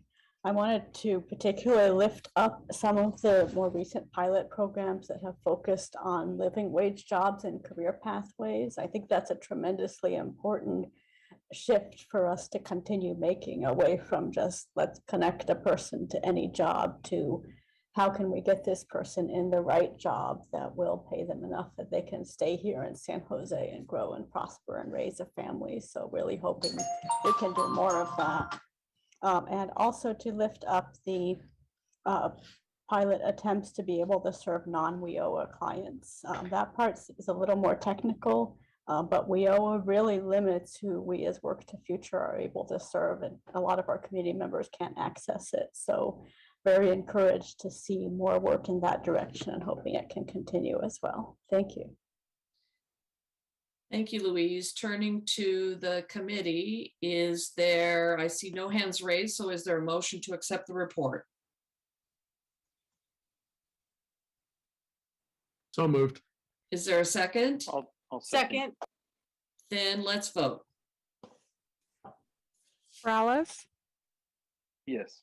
Mahan, Aye. Esparza, Yes. Foley. Aye. Thank you. Wonderful. We've made it to the final report item, which is an update on the quick build interim housing efforts. I understand Jim is here. There he is. Yes, there's Jim. Jim, you're muted. You don't look muted, but you are. We're not hearing you. Oh. We still can't hear you, Jim. Check your audio setting.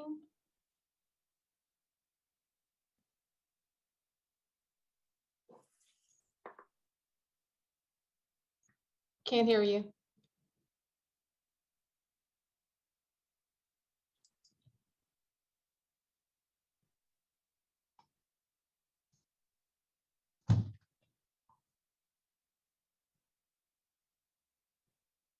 Uh-oh. James, do you have the presentation? I can probably pull it up and share. I have it. Do you want me to try to share it? Yes. Okay, let me see if I can pull it up.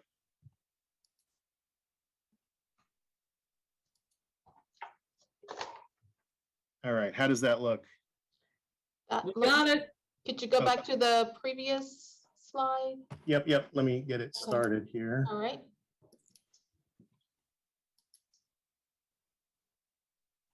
Oh, this is the whole dual dual monitor thing. Is this Yes, going to be adequate? Yes, we can see it just fine. Thank you. Sorry. So I know Jim was going to introduce us and kick this off, but it seems like he's working with some technical issues. So I'll just go ahead and get us started, and Jim can jump in whenever he's ready. So we're here today. Thank you, committee members. My name is James Stagey. I'm with the Department of Public Works. Jim Ortball, who is the main presenter, will be here hopefully shortly to take over. We're here today to provide the committee with an update on our quick build interim housing status report. We're joined here today by Director Jackie Morales-Ferrand from Housing and Matt Kano from Public Works, and they'll be answering any questions that come up after the presentation. Any chance you can hear me now? There we go. Oh, good timing. Okay. I'm going to turn it back over to you, Jim. Okay, James, thank you. I think you did the introduction, so I'll go forward here. If you could move to the next slide. I apologize for that audio glitch. Haven't had that happen in a while. No worries, Jim. Thank you. Thank you, council members. So in September of 2021, Mayor Liccardo and council members Foley, Perales, Mahan, and Jimenez issued a rules memo that focused on increasing the supply of emergency interim housing and home key units, as well as identifying additional funding and operational strategies.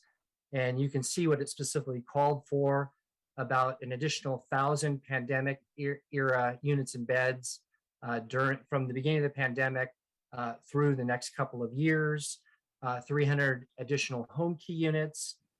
It directed that sites should be spread across the 6 council districts that have had no projects built to date.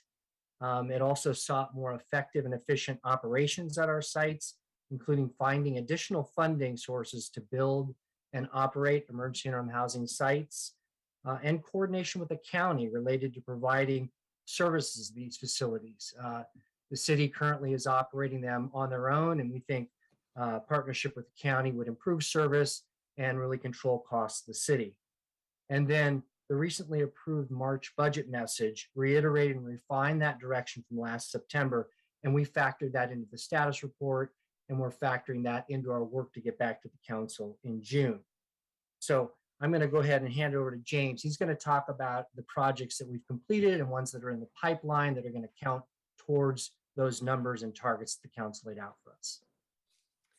Thank you. So based on direction from the council back in September 2021, the administration has set a goal of 1,000 new pandemic era emergency interim housing units and 300 home key hotel acquisitions. To date, we are at approximately 43% of our emergency interim housing goal. And we are at about a quarter of the way with our home key hotel acquisitions. Currently, the city has 2 applications pending with state home key funding, for home key funding, including the Branham and Monterey EIH site and the Arena Hotel.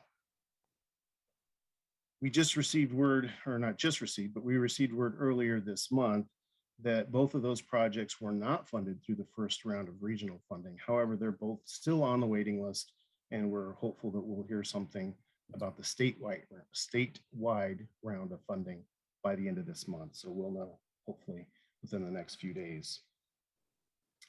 We also have 2 home key applications that are in development. As you can see, the Pacific Motor Inn and the Pavilion Inn as well.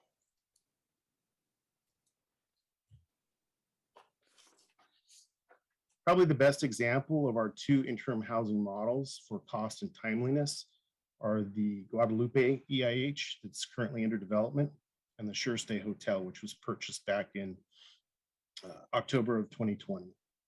The Guadalupe EIH is currently under construction, and it's on target to be completed and move-in ready by late summer, early fall. Guadalupe will have the capacity to house 76 individuals with private bathrooms, common kitchen, laundry, and dining facilities, on-site space for supportive services, including case management space. The cost is currently 13.7 million, which is budgeted for this project. Of the 13.7 million, the city is funding 6.7 million of that, and the balance of 7 million is donor funds, private donor funds. This project will have taken approximately 18 months from design to completion, and it's being built under the current authority of Assembly Bill 2176 and its companion bill 1745, and it is temporary housing. The Sure Stay was purchased back in October 2020, as I mentioned, 76 rooms. Cost of purchase was approximately 14 million. Housing and Public Works have been working diligently over the last year and a half to make repairs and maintain habitability of the Sure Stay as we prepare a scope of work and prepare a bid packet for a larger rehab, which we assume is going to be about $3 million. So that's where we're at today. I'm going to go ahead and turn it back over to Jim. So thanks, James.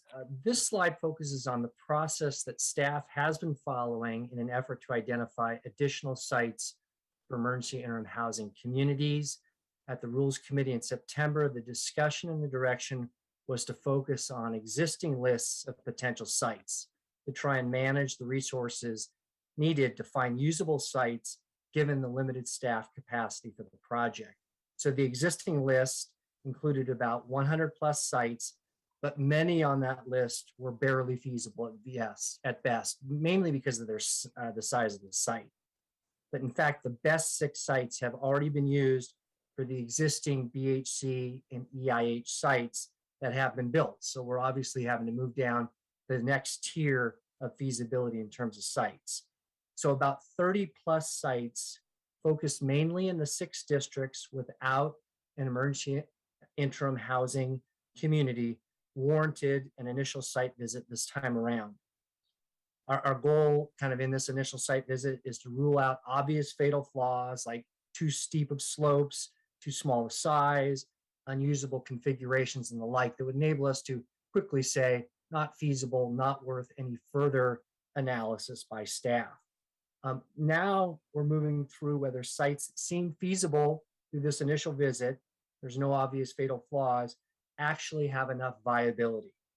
This phase will focus on about a dozen sites warranting more detailed field and engineering review, assessing whether a site could become an actual project.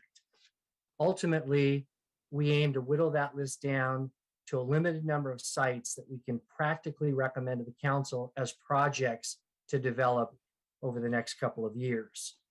Going on to the next slide, James, please. So site evaluation comes down to these characteristics and conditions, including location, size, shape, and assemblage. Can it be controlled by the city? Who owns it? What will it cost if the city doesn't own it? How will the site be accessed? And the proximity of utilities is a very critical issue in figuring out whether sites are of good quality and are really practical to move forward into the project development phase. Sites are now required to go through environmental review.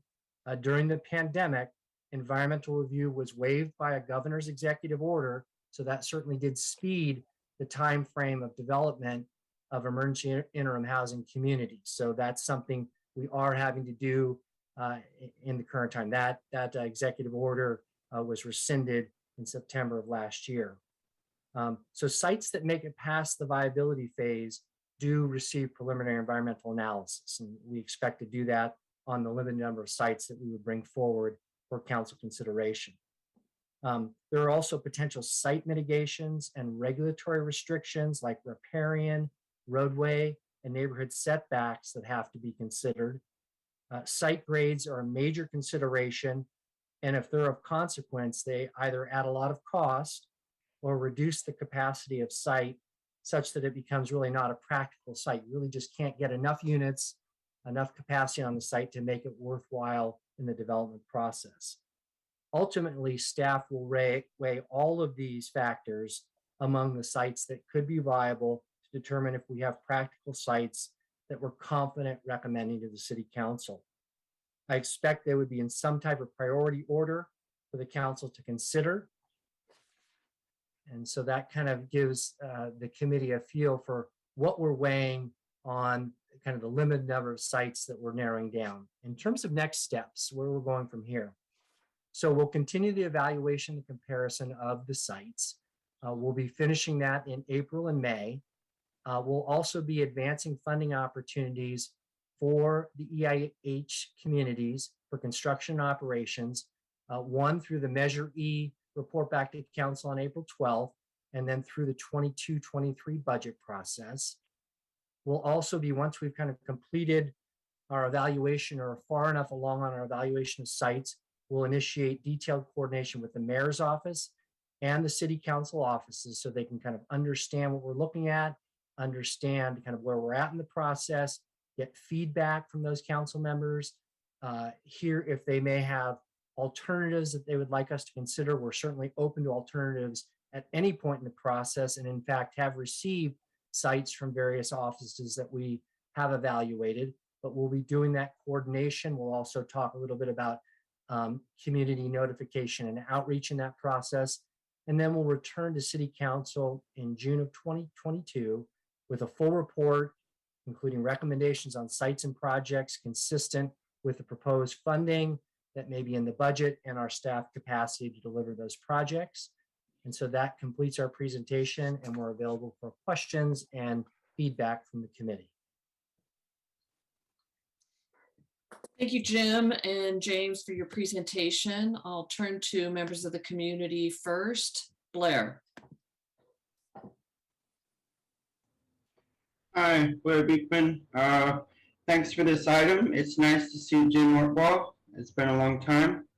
I have a bit of concern that, you know, for as much as I like the Home Key program and how helpful it can be to housing large numbers of people, you have a program going for, you have to put in like $6 million for 18 units. Did I hear that correctly? That was a bit concerning if that was correct. And I have been bringing up at this time, interestingly, at the same time, you know, as important as the Home Key program is, you know, it is really how we're going to talk about the future of subsidizing, you know, our low-income people when trying to get them housed. I think we need to really be considering that we already have some really good housing programs within San Jose and Santa Clara County that can do those things. And we are at a point now where we can simply learn how to expand those programs. And we have to be open to conversation about that and talking about that in community and making it clear what that can develop into. Really interesting things. At that, I've tried to say that there should be state funding patterns developing that can continue ourselves to allow us to do that if we organize ourselves well. And I think we can. I think we have obviously a promising good start and good practices in how to do these things. I think there's a real question that we're just fearful to talk about the subject of subsidizing lower income people to finally find housing. After all these decades, that's why they can't find housing, because they don't have any money, and we can subsidize this now. Good luck how we can better talk about this. Thank you. Thank you. Turning to the committee, I actually have a couple of questions. Jim, thanks for the presentation. You mentioned that you're focusing your search on the 6 council districts that don't have any of these projects, which is one of mine, District 9. So I'm very curious when you have narrowed that down, and when do you think you'll be reaching out to the council office for their input? Because frankly, you should be doing that right now. Yeah, we anticipate in April that we'll outreach to all those offices, at least the 6 and maybe the others, just to kind of keep them in the loop. Where we want to get to, what we find, council member, and the reason why we're kind of wanting to get through this status report, let you know what process we're using, is many sites fall by the wayside. There are any number of reasons why a site doesn't make it. We're working with the existing list that have so many challenges. They're remnant properties from leftover roadway projects, leftover trail projects, easements, and the vast majority that we look at will not make it. And I think we want to get to a place where we feel like we can communicate with council members where we've looked at the technical issues well enough that we aren't going to be saying, we think we have something here, and then we get down the road another month and we say, sorry, we didn't get that far on this environmental issue, this type of riparian issue, this type of setback, and it's really not a feasible project. We don't want to create a lot of work and effort on your part or the community's part for something that isn't technically feasible. So our public works teams, I think, are doing enough due diligence that we aren't seeing fatal flaws, that when you look at some of these sites, you can say, okay, we're reasonably serious. And there could be a project in here, because our initial work, we shed sites. They are constantly falling off our list because there are legitimate reasons why they can't make it. So sorry for the long answer, but I don't want to send your offices through a bunch of consternation for something that might not be real. I appreciate that, Jim, but on the other side, I don't want to find out at the last minute what property you've narrowed it down to in my district, and I would suspect any council member on this call wouldn't want that to happen. We may have insights about the neighborhood that you may say, okay, this is the perfect property, but we know the neighbors and how the neighbors will be concerned or supportive, either way. So I would suggest, at least for my council office, is that we engage early before you narrow it down to the 1 or 2 sites you're suggesting, because once it gets out into the public, then you're going to get a lot of concern from the residents, the neighbors, about where these are going to go. And it's not that I'm not supportive. I'm supportive of this. I just want to get an idea. I remember 4 years ago, when I was running for city council, the Thousand Oaks Park area was thrown out as one, and I know Jackie probably still has battle scars over it. A park in the Thousand Oaks community was thrown out as where this was going to occur. And the neighborhood was so concerned about it that they went another route and were able to make it a preserve and take that piece off the table. So the point is, we all try to reach out to our communities and stay in touch with them. And we don't want the community to be the ones coming to us and say, hey, we hear you're doing this to us. We need to be ahead of the discussion. So I would really appreciate if I could have a debrief over the areas that you're thinking of in District 9. Yeah, and I don't need the remnant properties. I don't need those. Yeah. I need to know the ones that you've narrowed it down to, so I can inspect them myself or I and my team.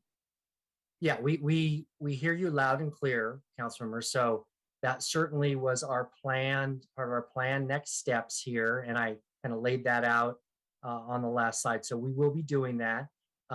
When I talk about remnant sites, that kind of is what we're working with in terms of this overall list.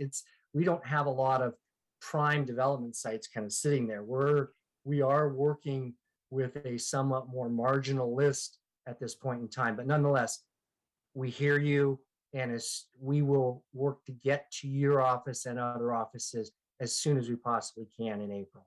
I appreciate that. And the other thing I've been thinking about, there are not a lot, but with the pandemic, a lot of small businesses have closed and moved out of strip centers, and some of the strip center owners are no longer generating the income that they once did. So that might be a market to buy property that could be then converted to housing and commercial.